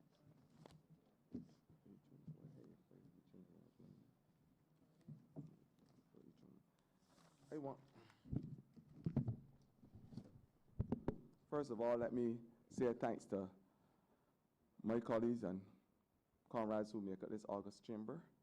I want to say as well to the team from the ministry, I want to thank them for being here, supporting me as minister, of course, and being able to augment the programs in this ministry. I want to give Barbadians the calm and rested assurance that we will do every single thing. With the number of programs that we have in this ministry, so that Barbadians, young and old, could become firm craftsmen of their fate. The Prime Minister will have exposed the Youth Advanced Corps August the 16th last year. This is going to cause a renaissance across Barbados. We are going to give Barbadians, young Barbadians between the age of 16 to 20, recognizing, of course, that all the data collected so far showed us that those young persons were disengaged, unemployed, and disinterested, not only in the political aspect of our lives, but in their social development. They felt that they were not part of the net. And we are saying to Barbadians, young and old, come and be a part of our system. Come and help build Barbados. So in the Youth Advanced Corps, we are going to teach our young people. Because after the life skills training component, which thankfully is going to go back to 10 weeks, after that component which teaches young persons resilience, character building, even how to deal with cyberbullying, because that is a new dimension that they're faced with. We are saying to our young people, we are going to teach you in the first 10 weeks how to build team relationship. And you would have saw them march and at Independence Day, as slick as you could get it. There was a movement across Barbados. And we are going to give young persons that opportunity to be part of building out Barbados. So along with the agri-science, the construction as we know it, the health services, young persons in this program will have the opportunity to build out Barbados, put in their efforts, their sweat, their hard work, to see the growth and development of this country. Some may be involved in the armed forces, the unarmed forces. You name it. This is the one core that is going to allow Barbados to have the future it deserves and be the beacon of the Western Hemisphere.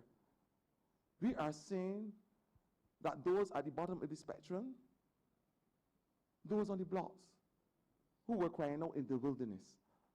Because as I said earlier, the worst decision ever made in this country was to cause poor people, especially young people, to pay for an education. It was the worst decision. And I will repeat that every single time I get an opportunity to. I will catch Glottal Fry doing it. Because I believe that if you are serious about people, if you are serious about their development, you have to invest in the most important tool to build their lives. So that's what the building blocks will do. We are faced with a problem now as it relates to young persons being involved in a new drug fab, lean purple drink as we know it. We are going to respond to that need by leading the fight against this new drug situation that we are faced with, along with the other ministries and agencies. We are not prepared to lose Barbadians to this new fad. It is dangerous on their bodies, and I will speak more loosely at another time. But we are going to respond to this fight, and we are going to ensure that we wrestle it to the ground because it has a very dangerous effect on the lives of Barbadians. We say that those young persons coming out of prison, that the level of recidivism is too high.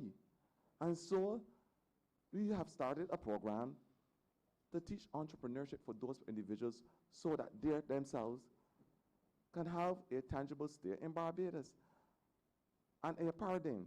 That is what we said. We have started our youth policy. And I want to thank UNICEF because it's all about building partnerships with international agencies and local agencies alike, and all those in the private sector who have come on board to make a difference in our young people's lives. The youth policy right now is being championed by a young lady, 24, 25 years old, Roshana Trim, because the young person has an axiom which speaks to the fact that nothing for the young person unless you involve them. There is nobody better and right to lead the youth policy as it relates to young people having a political voice, a social voice, an economic stake in this country than a young person, along with a consultant that is being paid and provided for by UNICEF. And it speaks to my maxim, which believes that the young seeds are the future trees of this country. Trees that will provide us, in a literal way, with the ability to reduce the carbon dioxide level that is causing an existential threat to this nation. But in its metaphorical way, to provide shades for generations and generations to follow. It is my unreserved mandate as minister to respond to these needs. In the community department, we say that we will ensure that there are active community groups that will look after the communities. Again, I recommit to this. You would have heard about Beige to the World Talent Show, again, from the community department, because we believe that Barbadians have the talent to be world leaders. And we must be able to provide a medium to show this talent around the world, where every single Barbadian, home and in the diaspora, is able to transfix themselves to that Barbadian and to be able to show that Barbadian across the rest of the world. That is what we are saying. We said that there must be more engagement in sports, and sports must be an important cog in the development of our people. And so we have partnered with the Ministry of Culture, Creative Economy, and Sports in order to roll out two programs. the Community Under 19 program, and the Community and Parish road tennis competition.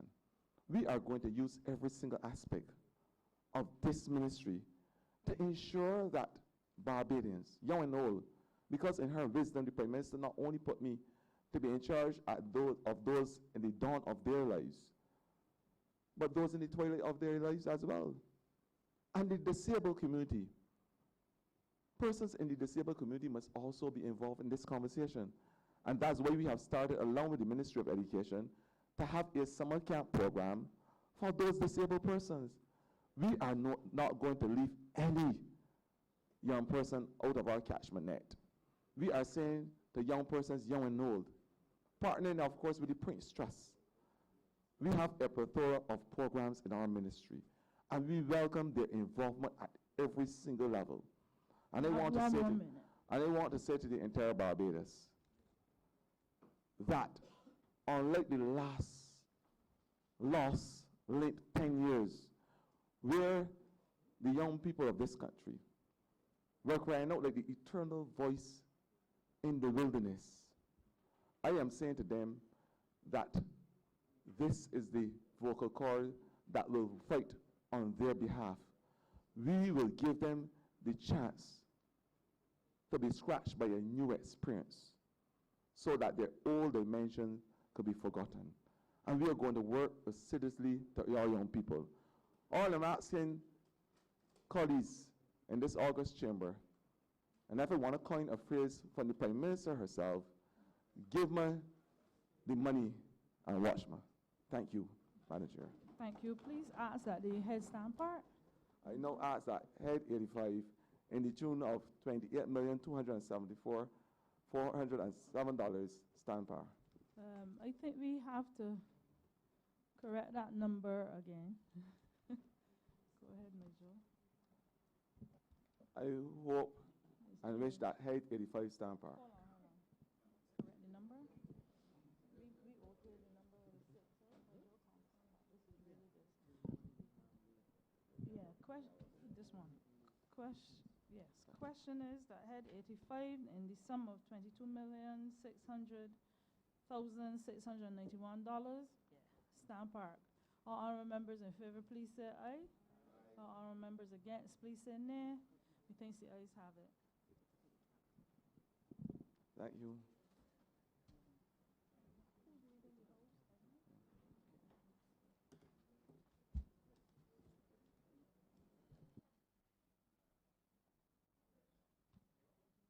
We waiting to hear from Edmund. You leading the house?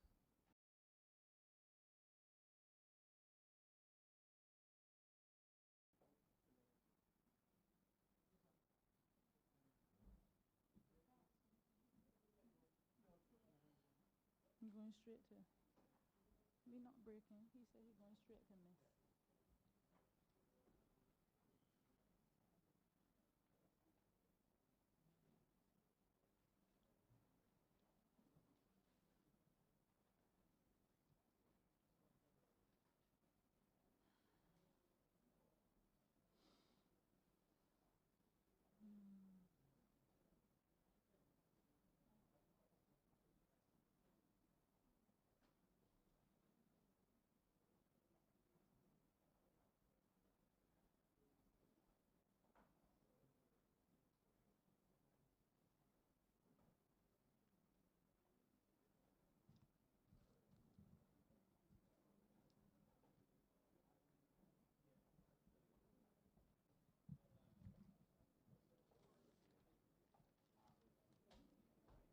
Careful. What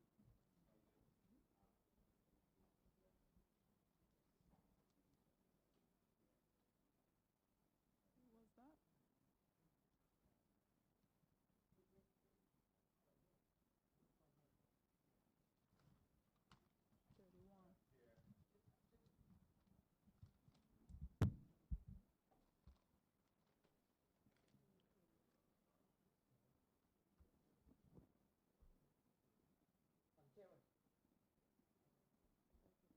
Head 31, Ministry of Innovation, Science and Smart Technology, $14,600,000.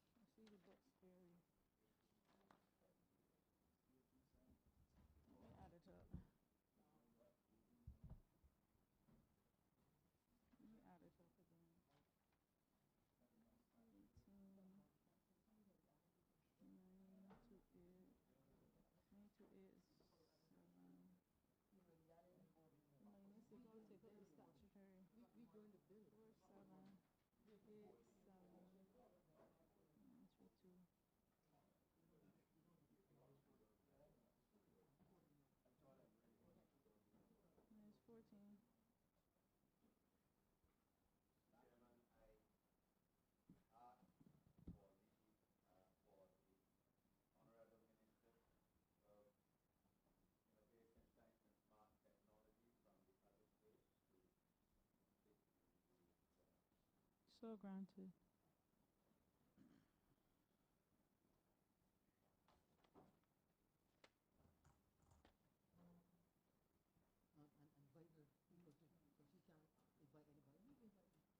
She did. She did.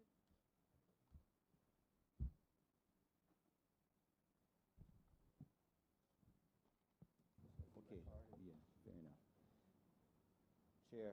Chairperson, I also asked for leave for the team, management team from the Ministry of Innovation, Science and Smart Technology to join the Honourable Minister in the well. So granted.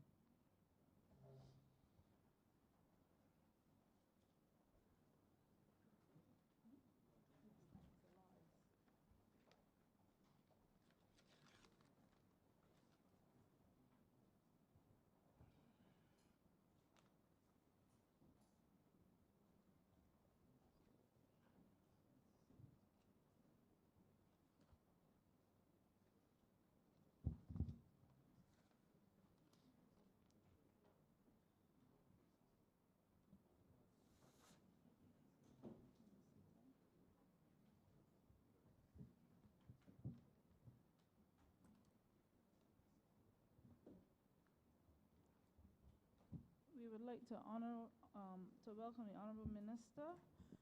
We invite you to give your opening remarks, 10 minutes. Please be reminded that members of the House have 3 minutes for questions or comment on each question, which there are 3. And I will ask the team to introduce himself, no, the ladies, when you come to the mic. Go ahead, thanks. Thank you, Madam Chair. It is my absolute privilege to enter this honorable house as I come from the other place to present the estimates for the Ministry of Innovation, Science and Smart Technology. Thank you for this privilege. Head 31. Now, before I start my opening remarks, Madam Chair, I'd like to introduce my team. To my right is the Permanent Secretary in the Ministry, Mr. Charlie Brown. To my left is Rodney Taylor. He's the Director of the Data Processing Department and the Chief Technical Officer at the Ministry. Immediately behind our Permanent Secretary is Yvette Brathwaite. She is the accountant, the acting accountant. Immediately behind me, directly behind me in the second row, is Rodney Payne. He is the project manager of the Public Sector Modernization Program. Next to Mr. Payne and behind Mr. Taylor, to the left, second row, is Mr. Clifford Bostick. He is the Chief Telecommunications Officer, acting. Behind Mr. Bostick is Mr. Charles Cyrus. He is the Director of the National Council for Science and Technology. Next to Mr. Cyrus in the middle, 3 rows back, is Mr. Owen Haywood. He is the Chief E-Government Officer, acting. And finally, at the back, on the right side, is Mr. Richard Durant. He's Director Acting of the Office of Public Sector Reform. At the start of this government's tenure, Madam Chair, the Ministry of Innovation, Science and Smart Technology was created to drive public sector modernization and to create an enabling environment for Barbados to transition to a digitally powered future. It was also created to help raise the capacity of citizens to operate safely and effectively in a digital world. All this while supporting innovation that solves real problems for people and adds economic value. Madam Chair, this government continues to be committed to transformation at all levels and in every aspect of government. Digital transformation for Barbados is a significant leap. One might say it's a giant leap for us. And I want to say that every day, our ministry is hard at work seeking to convert what is a big, giant leap into manageable jumps for Barbados, given our resources and our current circumstance. Our ministry's focus for 2020-2021 will be making it easier for people to do business with government. That means putting more services online, enabling payments digitally, providing more information electronically. In short, more ease. We say in our ministry, we're on mission ease, making it easy, affordable, safe, and efficient for people to access government services online. The funds that this ministry is requesting to finance our mission in 2020-2021 is $18.9 million. Using these funds in 2020-2021, there are a number of new projects that our ministry will be implementing, most in collaboration with other ministries, departments, and agencies of government, as well as the private sector. Given the short period of time, I will only mention a few of these. But for the most part, our new projects fall within existing initiatives, as modernization is progressive and will simply build on what we would have done in previous years, along with introducing some new directions. Now, among the initiatives that started in 2019-2020, which we will be continuing during the 2020-2021 year, would include public sector modernization, quality of service in telecommunications, cybersecurity, and government's payment system, among the major ones. Public sector modernization, Madam Chair, will take $7.5 million of the 2020-2021 request for funds by this ministry. That is about 40% of our estimates. Modernization, ma'am, is not just digitizing records, as many people think. It starts with being citizen-centered, considering what people want, and then meeting their expectations as a government. Modernization involves re-engineering processes. That means going in, looking at the processes we use for everything from applying for something, to paying for something, to getting a certificate, to requesting a replacement document, looking at those processes associated and determining whether or not the processes are still necessary, whether we can shorten them, whether we can consolidate certain steps, in an effort to make the cost to the citizen of transacting business with Barbados less expensive, and also to make government itself more efficient. Modernization is also about converting paper records to electronic records and adjusting the way in which we store and protect data. Modernization is training. It is upskilling and reskilling of our public sector team to make sure that they can operate effectively in a technologically enabled environment. Modernization is updating the work environment and bringing the human resource management system in government into the 21st century. All of these elements are included in the public sector modernization program, which this ministry will be administering and which is being funded also by the Inter-American Development Bank to the tune of about $40 million over the next 4 years. So in short, modernization is about modernizing processes, records, skills, environment, systems, and the mindset of people to be able to operate in a 21st century environment. And if I may start, ma'am, and just share a little bit about what this ministry would have done with some of the funds we received in 2019-2020, and start with digitization. As you know, government has millions and millions and millions of records. We cannot digitize all at once, but they are necessary if we are to become more efficient. It is necessary for us to digitize. In police, in collaboration with the Royal Barbados Police, we've digitized over 66,000 records that will help feed the back end of what is the certificate of character. In 2019, 23,624 persons applied for a certificate of character. And by us being able to move this process in collaboration with the Royal Barbados Police Force and the Office of the Attorney General, we will be impacting over 23,000 Barbadians. In addition, we have started work with the Immigration Department, digitizing 211,000 of their records. We are about 3% through it, and we expect that that process will be coming closer to an end just after the middle of this year. Again, Registration Department, we have been working with them to digitize some 93,000 plus records.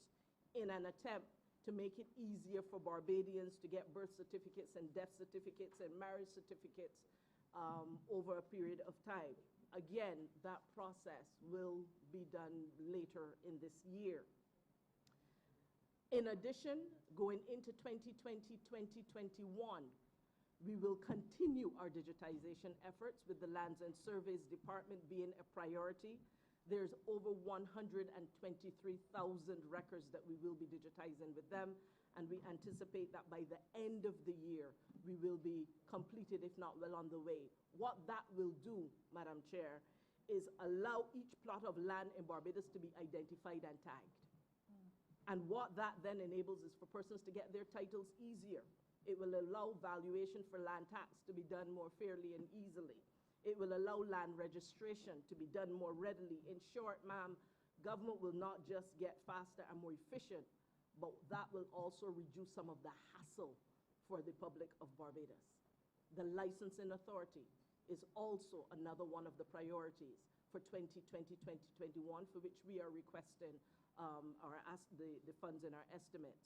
That will be a significant undertaking, as many processes have to be deconstructed and reconstructed, as inventory of records still has to be done, and we anticipate that will be significant. And change management will have to be a huge part of that as we help people to be able to transition to the new way of being. I wanted to share, Madam Chair, that so far in the digitization efforts, we have engaged 29 of the workers who were retrenched during government's restructuring. For our pending, we have trained 234 to level 1 level of digitization. It is the intention that in 2020-2021, our ministry will engage more of these workers in our digitization efforts. How many and when will depend in a significant part, Madam Chair, on the speed at which we can build out government's record center, which will have a scanning bureau. That then has a capacity to hold more persons and more workers and engage them at this point in time.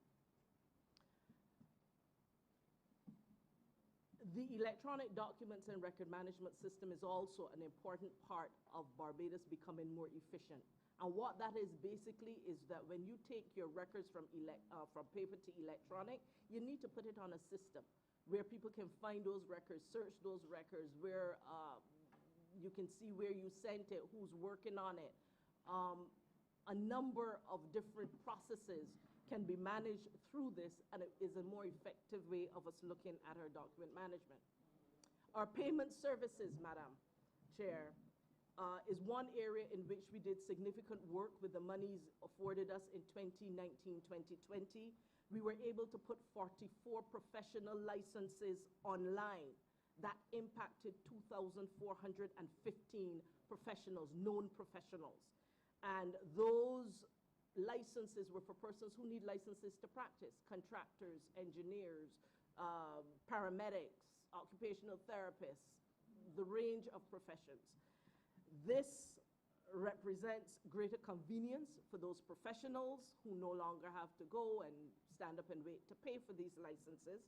And it is our intention that as we go into 2020-2021, we will continue to build on those kinds of resources.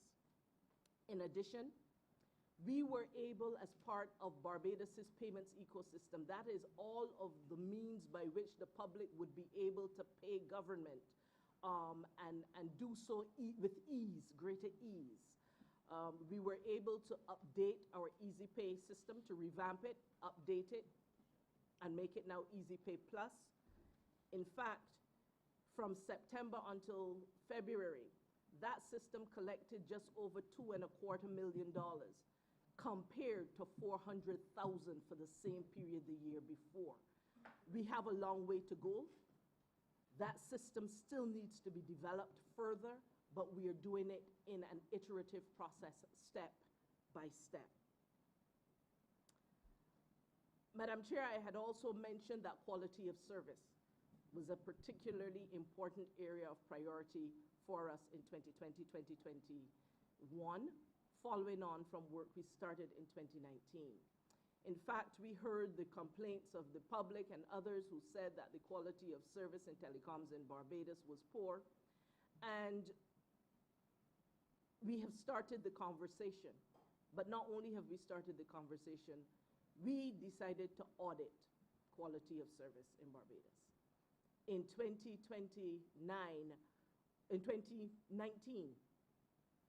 we started with an audit of the mobile services, your cell phone services, because that was one of the greatest areas of complaint. We started there because there are 330,000 cell phones in Barbados, compared to just 130,000 fixed line, which is in your home and in your businesses. We thought there are more phones than people because many people have several phones. And we thought that that was an important place to spend our resources in 2019, with the understanding that as we go forward in 2020, 2021, we will then look at those other services. What we have found, can certainly, our chief telecommunications officer can certainly expound on this. However, what we found was not just that the service was poor. We finally found out what the causes were. And we have been able to sit with our telecommunications partners and have them commit to specific actions to fix each of the specified causes. We are moving. There were a number of sites, for example, I will not go into all of the detail. For example, we know that there were a number of co-located sites, about 35 of them across Barbados, where there was signal interference. And we have been able to get them to start putting filters in to help reduce that so that you don't get noise in your ear when you pass certain areas. As I said, given the time, I will not go into the rest of the detail. Our chief telecommunications officer can do that. But basically, we have 22 of the 35 fixed so far. And we have systematically been going through that process. We understand that once we have fixed these services, we cannot simply allow them to go back to the way they were. So there are standards now that we are collaborating with international organizations to help us in establishing for the telecommunications industry, not just focused on their service now, but based on where Barbados is headed, being able to accommodate services going forward. And we are currently also talking with the Fair Trading Commission to ensure that while our ministry, the Ministry of Innovation, Science and Technology, takes care of standards on the technical side, we are working hand in hand with them in terms of building the standards on the consumer side. And so these are some of the major areas. I believe my 10 minutes are close to finish at this point. And I thank you very much for the opportunity to simply introduce these areas where we will seek to continue building for Barbados. Thank you. We now invite the Honourable Leader of the Opposition for his reply. Thank you very much, Madam Chair, and thank you, Minister, for the opening statement, for your presence here, and that of your team as well.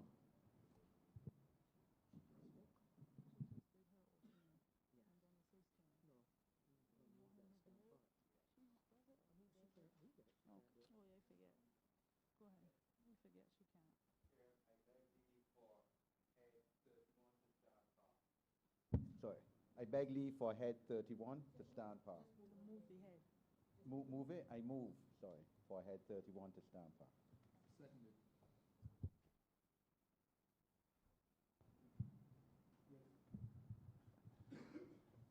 Yes, thank you, Madam Chair. And let me say to the Minister, I've said it to you privately, I think the work that this ministry is doing is very important work. If we have a vision for Barbados going forward, in the changing world in which we must live and work, do business and other things, and also that I thought, and I say this publicly, that you're doing a good job. I did say that to you privately, and I promise you I'd say it publicly. Of course, I might be wrong from this distance, and with my limited knowledge of matters of ICT and all of that, I might very well be wrong, but I don't think that I am. So let me start with that, and thank you for being here again. Thank you also for answering one of my questions of last week, which one of your honorable colleagues didn't answer, and that had to do with government's commitment to ensuring that a number of those workers retrenched from the public service were brought back in to be made a part of the digitization or modernization program. You did mention that in passing. And your honorable colleague did indicate there are, very conservatively, the honorable member suggested 1,100 persons retrenched, and you have provided the information, 29 have been re-engaged under your ministry's program. So I thank you for that. It is 29 with the intention that there will be additional persons. You have to understand that the projects were smaller projects, individual projects. We do not yet have a scanning bureau of government where we can accommodate more. This is We now have his trained opening others. remarks, Minister. I'm sorry. You can answer. Yeah, I understand. I absolutely do not mind the interaction. In fact, I prefer it. And I understand it's a work in progress. It's ongoing. It's 29 to date, and that's all I was trying to ascertain last week. And ma'am, I will forego opening remarks, if you call it. I'll simply get quickly to 2 questions. I have about 7 questions here, and I'll pose 1 or 2 or 3 up front, and perhaps come back. You have about $4 million provided for here in professional services, and maybe one of your team might want to speak more specifically to this. More than quarter of what you are requesting in non-statutory funding goes to professional services, and I wonder if we could have some specifics with reference to that, because a substantial amount, unless my calculations are wrong, $4 million out of $14 million going to professional services. If I'm wrong, correct me. If I'm not wrong, please, you need to give us some details as to how and where and with whom these monies allocated or be requested for professional services will be spent. The second thing I may want to ask at this stage is the minister's view as to what extent the BERT program is slowing your progress in terms of your goals, your set vision. I know BERT is impacting just about everything, understandably. I really am genuinely asking here the extent to which, in your view, BERT is slowing the rate of pace at which you are making progress in pursuit of your objectives. And the third question, perhaps, at this time, how have you, and to what extent has your ministry, in your view, improved business facilitation in Barbados? I know you made reference to some of the stuff you've done with the immigration, the police, etc. And it's a question I have noted here. I'm asking it if it bears that a necessity that you repeat some stuff. I certainly don't mind hearing again. But to what extent are you satisfied that to a significant degree, the efforts of your ministry would have improved business facilitation in Barbados today? Thank you very much for those questions, Honourable Member. I will ask the Permanent Secretary, Charlie Brown, to speak on the matter of professional services, and I will ask Mr. Rodney Taylor, our Chief Technical Officer and Data Processing, Director of Data Processing, to speak on the business facilitation question. Madam Chair, I'm Charlie Brown, Permanent Secretary, Acting Ministry of Innovation, Science and Smart Technology. In response to the Honourable Member, the majority of funds are allocated for the Public Sector Modernization Program. This is a $40 million program. It will see the rollout of a human resource information management system, as well as electronic document and records management system, as well as an e-services platform. So a majority of the funds and the professional services will be allocated towards that, the development of those 3 systems.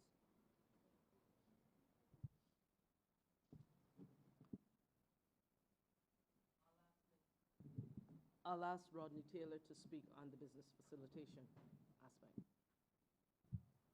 Good morning, Madam Chair, Honourable Members. With respect to the facilitation of business, the projects that we've embarked on so far, such as the ability to receive payments online for a number of government services will go a long way in improving business facilitation. The projects that the Permanent Secretary mentioned, including the Public Sector Modernization Program, will also go a long way in facilitating business, because the part of that includes the implementation of an e-services platform that will see registries such as KIPO being able to receive applications and register businesses online. It will also involve a number of other key agencies involved in business facilitation, including the land registry, and including also the civil registries of the registration department, the national registration department, and others. In essence, we will aim to bring all government services online, those that would involve, for example, the application of a license or the application of a work permit. These are services that will be brought online, and once they are digitized, they will significantly improve the ease of doing business in Barbados. Thank you.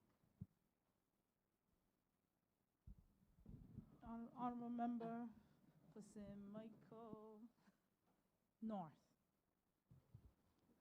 Thank you, Madam Chair. I want to, of course, congratulate the Minister for the excellent work that she's been doing on her team for the last year and a half or so in modernizing Barbados. And, of course, my interest in this, we share the common goal. We work very closely as co-ministries.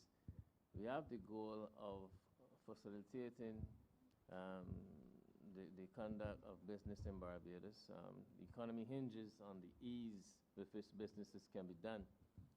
And I'm very, very pleased with the recent introduction of the Easy Pay system, because I know that KIPO now is able to use that facility and facilitate the payment online at present.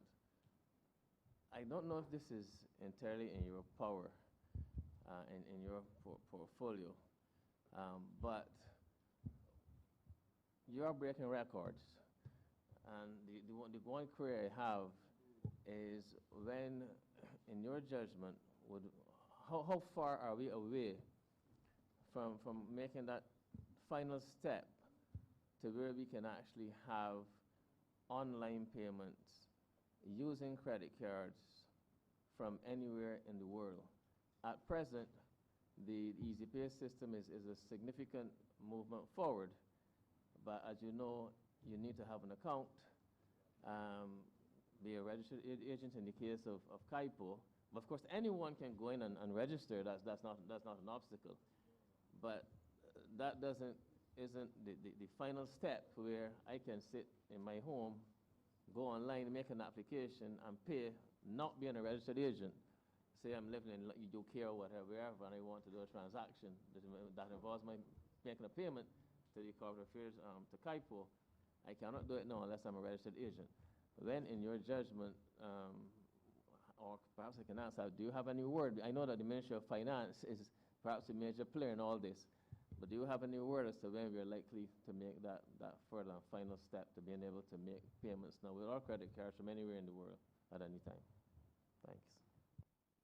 I'll respond to your general comment first, and then I'll ask Mr. Rodney Taylor, whose division has responsibility for the Easy Pay Plus system, have him respond more specifically to you. First of all, I want to say thank you for recognizing that KIPO has been working now with us and your ministry to ensure that those persons who call themselves service agents, like lawyers and accountants, etc., can now go online and pay for certain services. Among those services being transactions like change of directors or standing certificates, good standing certificates, etc. There are a range of services they can now do.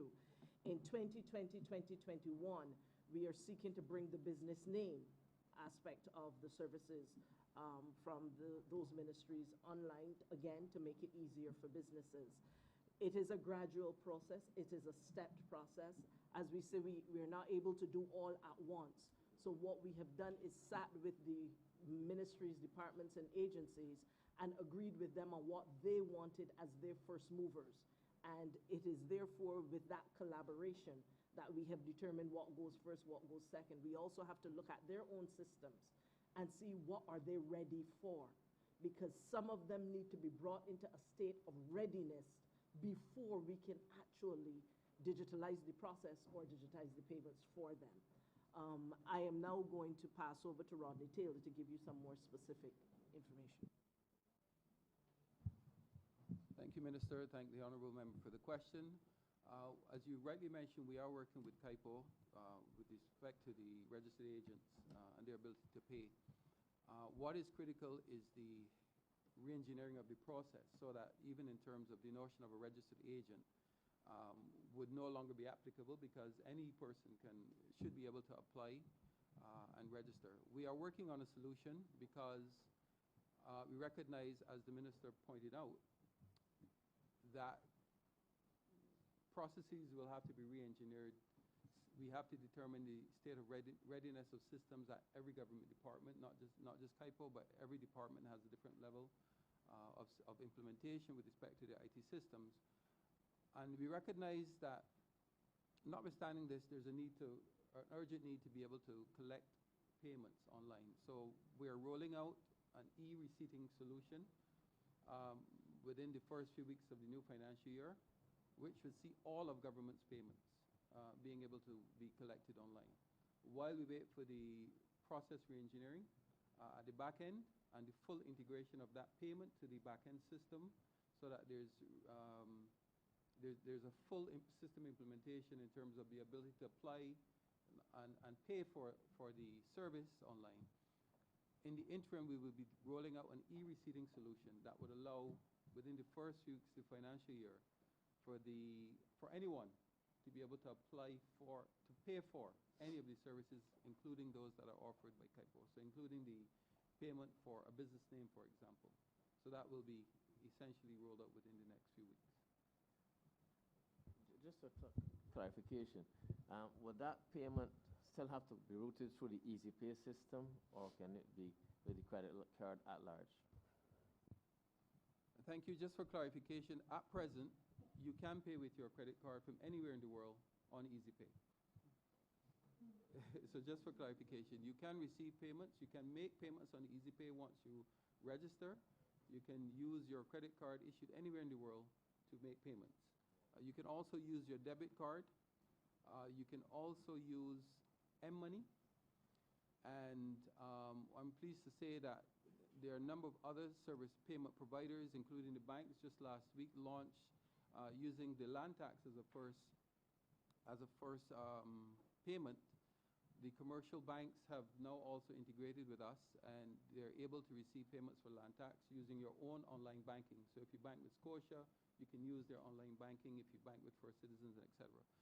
We're also working with other providers such as SurePay, so that there will be a number of, it's a payment ecosystem essentially that we're developing that would allow any service provider, any payment service provider, to be able to receive revenue on government, and for government to be able to see that information in real time.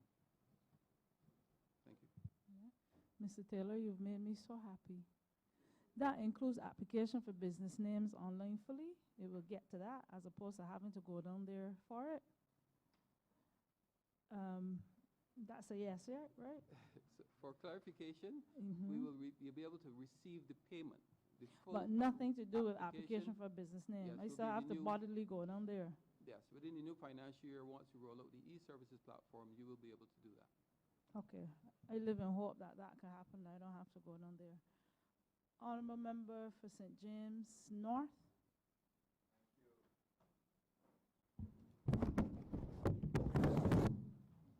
Thank you, Chair. Minister, I must commend you, especially and your team, because this has been a team effort, for the tremendous effort and passion and enthusiasm which you have and your team put into this effort to try and bring Barbados into the modern age in terms of technology and digitalization.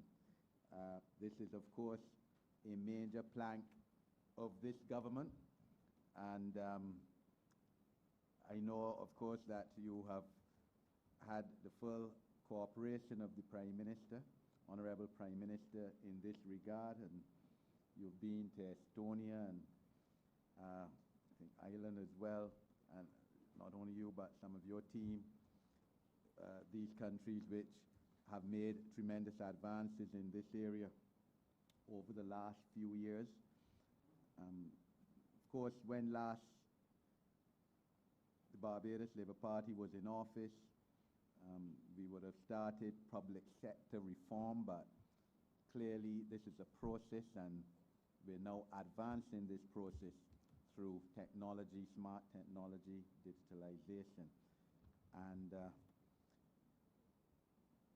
commend you on behalf of especially my ministry, in particular the Immigration Department, which the Cabinet wisely found it fit to be one of the first two departments to have the benefit of this process, and the benefits of that have been seen by everyone in terms of the praise that immigration has been getting for the speeding up of processes.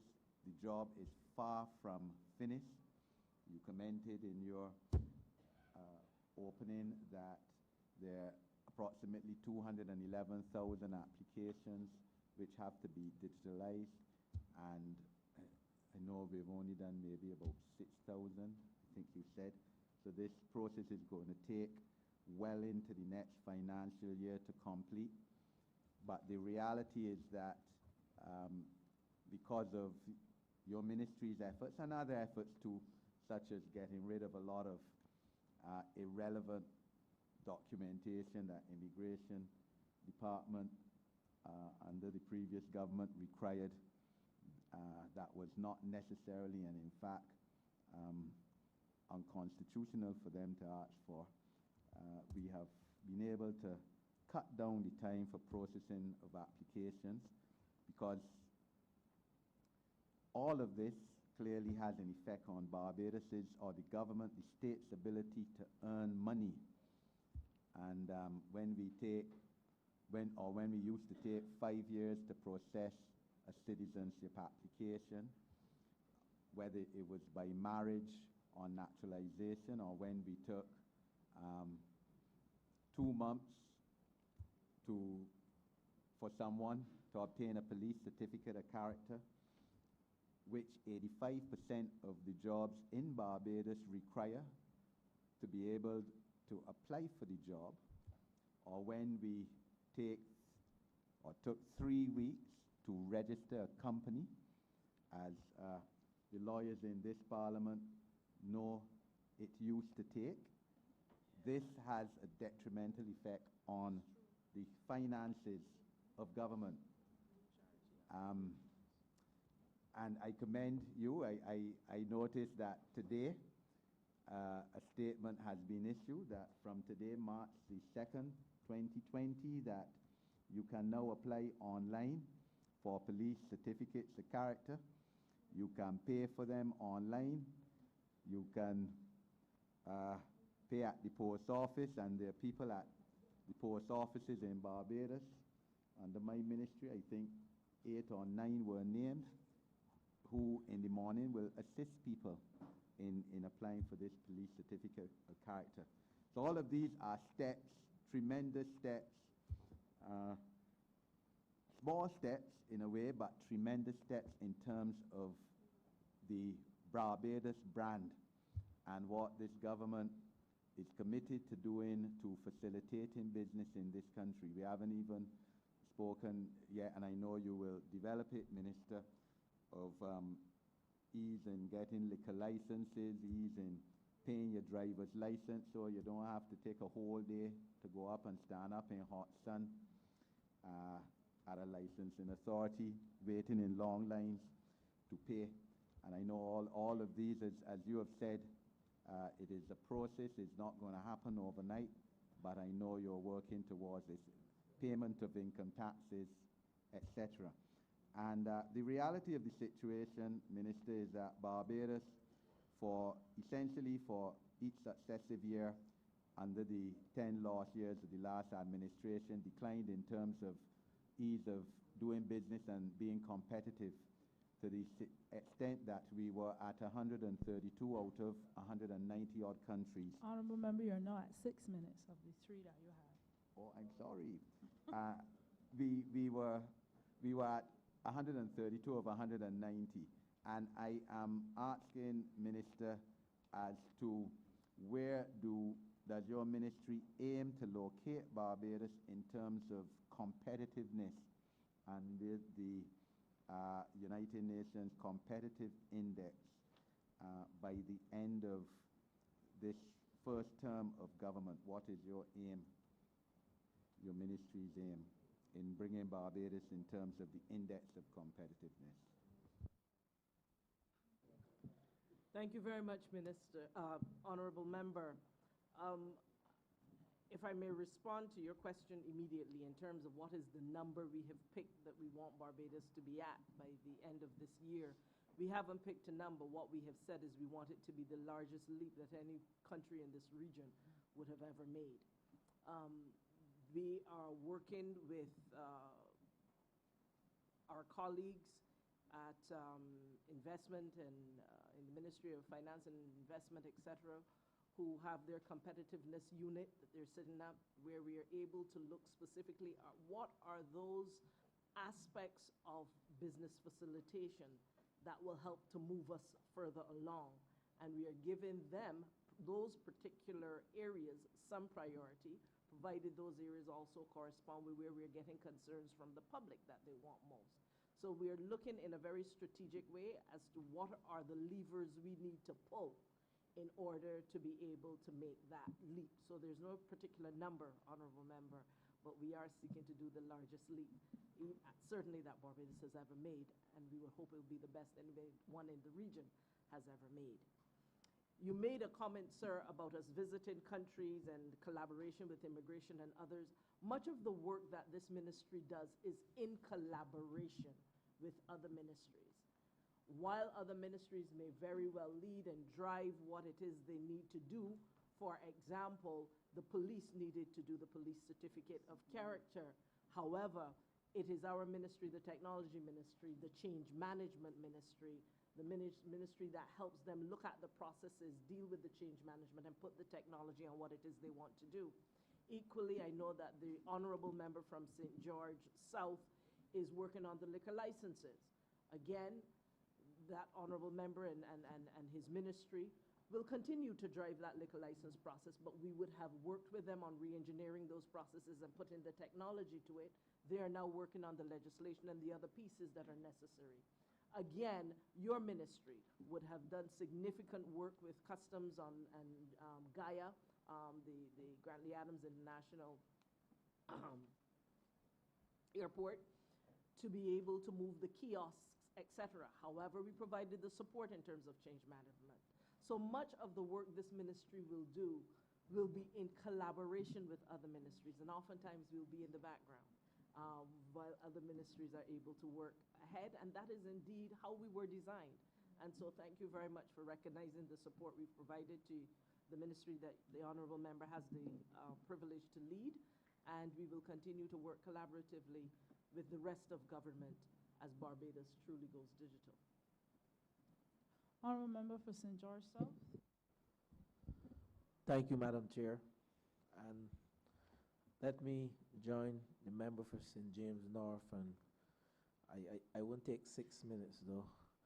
Let me congratulate Minister McConney and her team for the excellent work that they've been doing, they continue to do, to digitize most of our business processes, because we recognize where we are today, and to be world-class, countries don't compete, businesses do, and to be world-class, we have to make sure that we follow suit what is internationally recognized and acceptable and has become the norm for businesses to launch most of our processes through an ICT platform.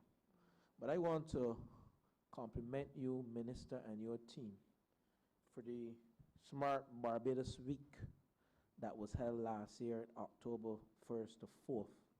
Indeed, that was a showcase, a phenomenon showcase where schools, children were able to view robotics. They were able to see what are best practices in the world as it relates to doing business through an ICT platform. Yes, we are working together, and I want to compliment you again for providing the much needed support through the Easy Pay and soon to be the new liquor license regime. But I want to ask you the question as it relates to smart city, and to tell the public generally what we should expect with that project. I know you're at the tendering stage, the tender stage based on your document submitted, but what we expect as a people, because we are doing a number of deconstructing and reconstructing in our cities, and I know your view is to have our city as a modern city as it relates to ICT. So I want you to share with us what are your plans as the tendering process is in train. And I know soon to be we'll have a smart city, but share with us, because I know the public doesn't have the details. So share with us. Thank you. Thank you, Honourable Member. I will ask Mr. Rodney Taylor, whose department has responsibility for the rollout of Smart City, to respond to your question on Smart City. I do, however, just before handing over to him, wish to thank you for your comment about Smart Barbados Week. It was a significant effort that included the Barbados International Business Association, the Barbados Chamber of Commerce, our ministry, the small, so it was really Business Barbados collaborating with government to show Barbados what is possible, to truly give us a perspective of the future. There were a number of initiatives that came out of that, and I'm pleased to announce we had a press conference at the end of it where we shared what it is we wanted to do together. Among those things was a Barbados Tech Accelerator.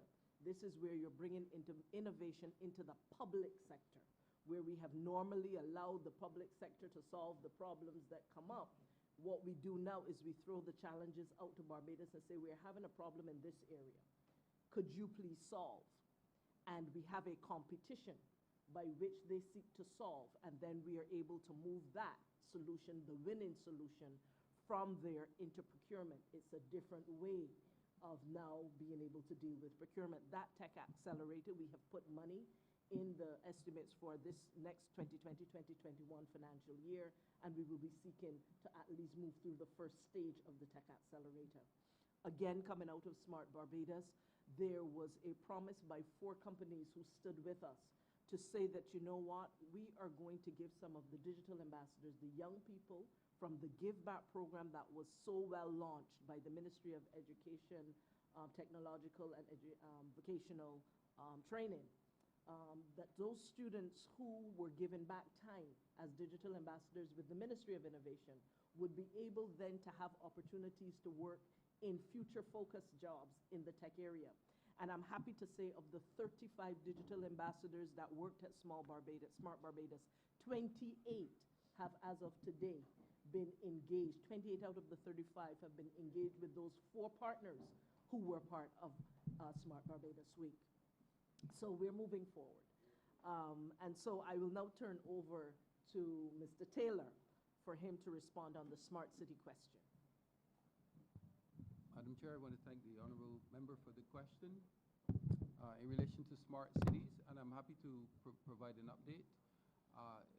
Countries all around the world are rolling out smart cities, and essentially it is about the use of modern technologies to build intelligent infrastructure. So whether it is the monitoring of air quality, water quality, the movement of traffic throughout the city, human and vehicular traffic, and we were pleased to receive the approval of Cabinet as early as January 2019 to move forward with the implementation of the smart city, starting first with the implementation of free Wi-Fi, free public Wi-Fi that would be accessible to tourists and locals alike as they traverse Bridgetown.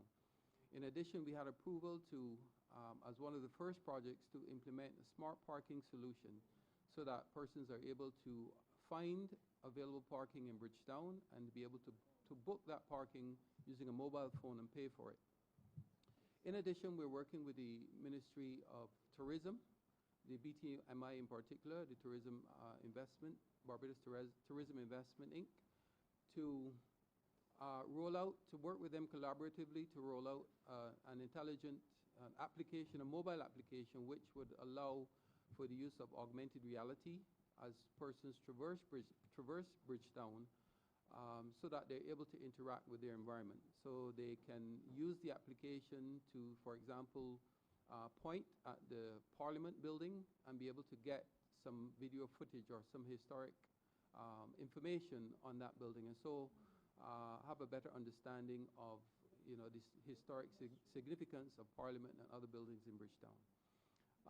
We are, in fact, at the stage of selecting a vendor for that. We had some administrative hiccups, and so we had to reissue the tender. The tender was closed just a few weeks ago, and we're in the process of evaluating and should choose a vendor within the next 2 weeks. Once that is done, we will move forward expeditiously to roll out the free public Wi-Fi, which is the foundational aspect, because people need to connect in order to be able to communicate with all of the other systems that I mentioned. So that will be a first phase once we've selected the vendor within the next 2 weeks. So I'm pleased to say by the time that the new financial year rolls out, we should be well on our way to implementing that free public Wi-Fi and moving forward with the second aspect of that, which is the free parking and the tourism application. Thank you.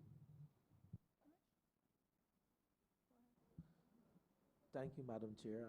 My follow-up question speaks to the whole cultural change as we seek to build Barbados utilizing an ICT platform.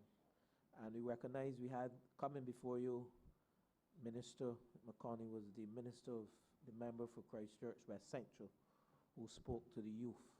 And I believe in any country where change is imminent, we have to begin with our young people. And I would like to hear from you and your team, what are some of the programs, either through the National Council for Science and Technology, what are some of the programs that we have started or we intend to commence during this financial year 2020-2021? Thank you, Honourable Member. I am going to ask Mr. Charles Cyrus, who is the Acting Director of the National Council for Science and Technology, to respond to that question.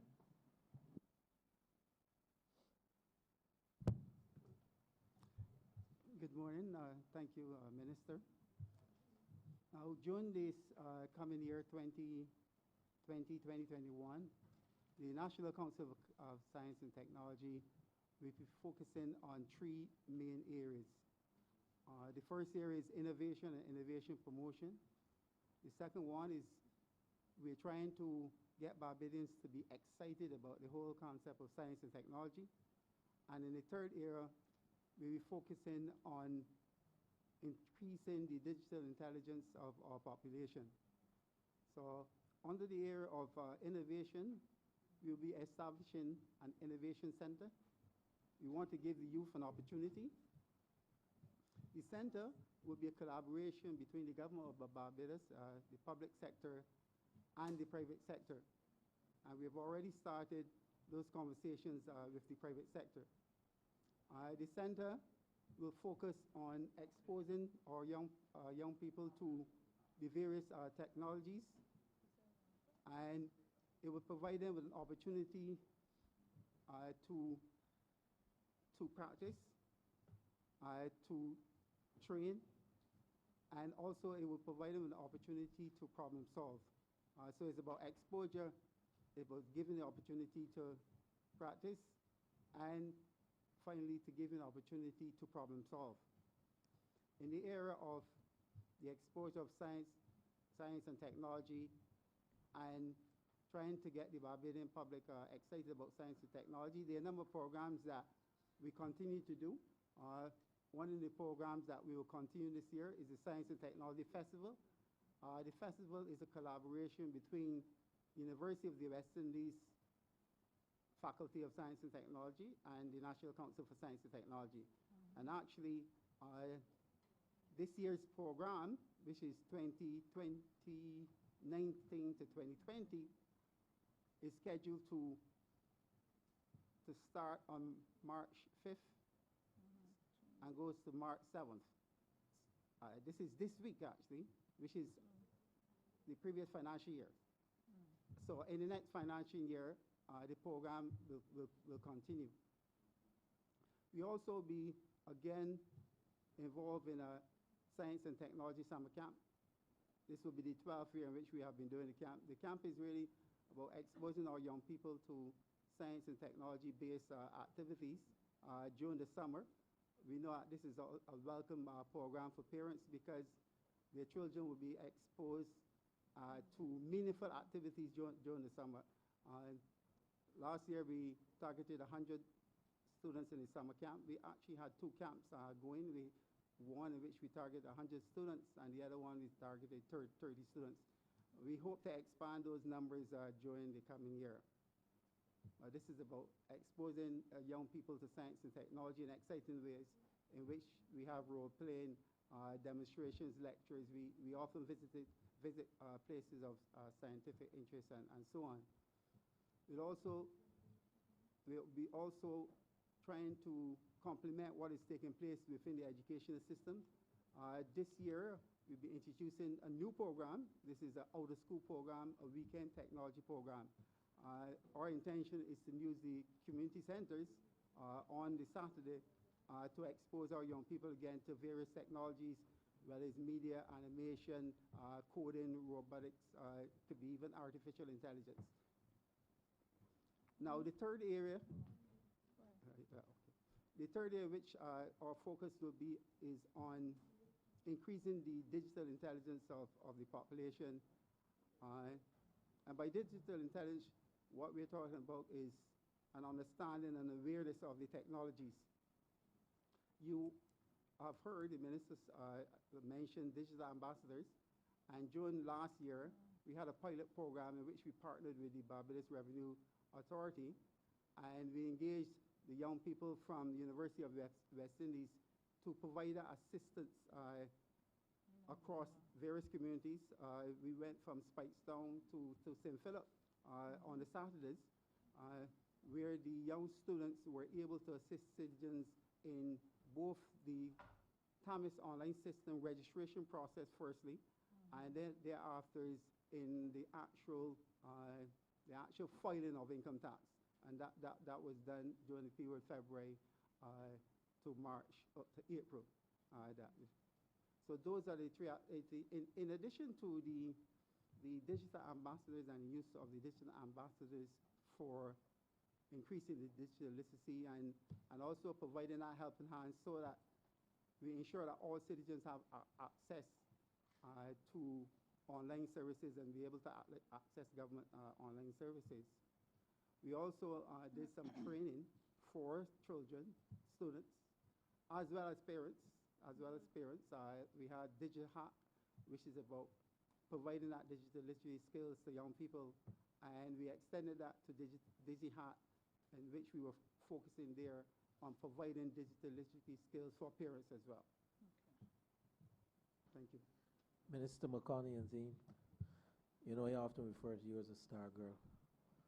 And I want to compliment you and your team for the work you're doing with the youth. And while your member just sold the team, I think the area that I want to reference is last year, July 13th to 23rd of August, where you had some average of 90 students being trained in science and technology. And then you had a further, during the age 13 to 19, being trained as innovative thinkers. And I think that is where the trust has to be. And I think you're on the right path in building out the ICT platform to push Barbados as a world-class country to do business and business facilitation. Keep the good work up, and thank you again. Thank you. Before I go on, Mrs. Cyrus, yes, the focus is on the youth. We all know the focus on the youth. But apart from the parents, what's being done for the older population? I mean, we have people that just don't want to get rid of paper. I might be one included. What is being done for the 50-year-olds, the 60-year-olds that still continue to use the banks, still want to register businesses in some cases for tax purposes, for instance? What's in the pipeline for them? Are we going to bring it to the community centers? I have a vibrant one at me where to do line dancing. Are we going to use opportunities like that to get the information out, for instance? What's the plan? Yes, definitely. And that's why I'd mentioned DigiParents. DigiParents is really the initiative that we want to focus on the older generation, so to speak. Digi-grandparents. And Digi-grandparents, if you want, if you want that. But yes, there's going to be a focus because like one of the things that the minister keep saying is that no person should be left behind. So we want to engage all aspects of the society and all age groups as well. Okay. So yes, we're focusing on the older generation, so to speak, in the coming year as well. Lovely. Thank you.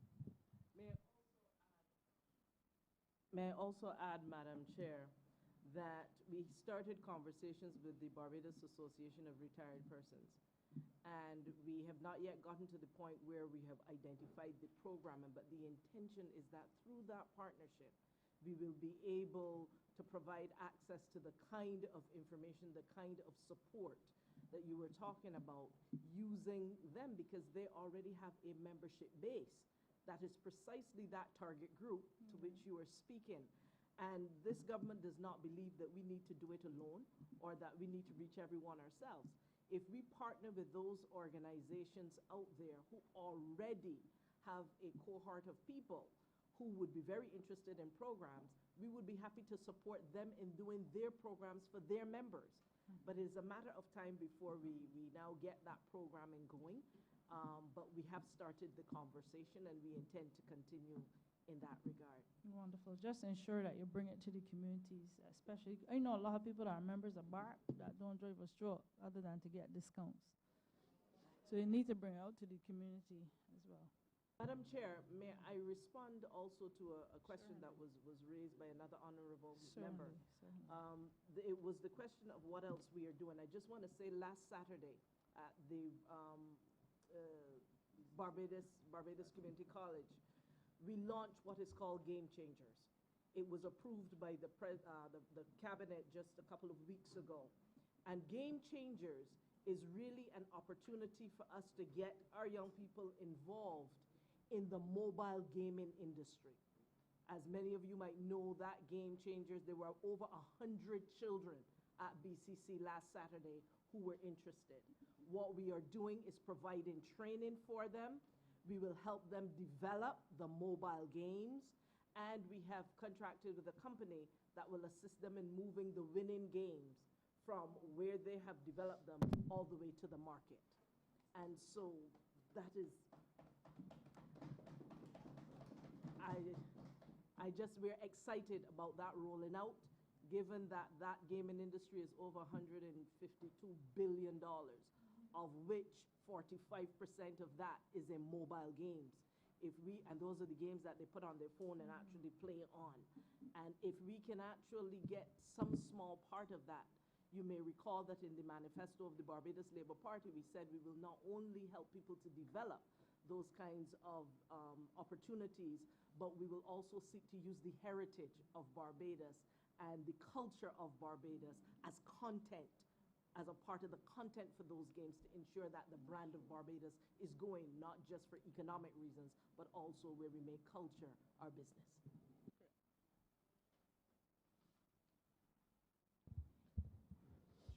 Chairman, I beg to move that you ask His Honor the Speaker to at least that you report progress to His Honor the Speaker and beg leave to sit again. Yeah, I think so. Question is, I do not report to the Honourable Deputy Speaker progress and ask for leave to sit again. All honourable members in favour, please say aye. All honourable members against, please say nay. Methinks the ayes have it.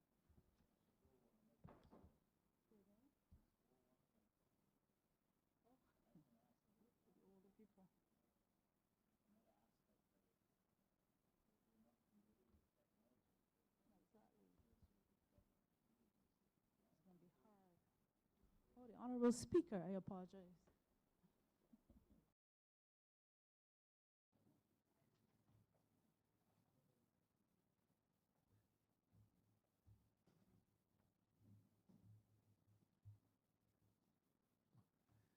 The Chairman of the Standing Finance Committee has reported progress and requests leave to sit again.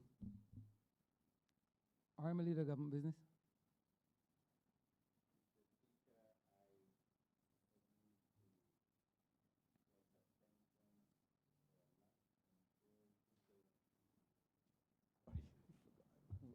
God of this, sorry.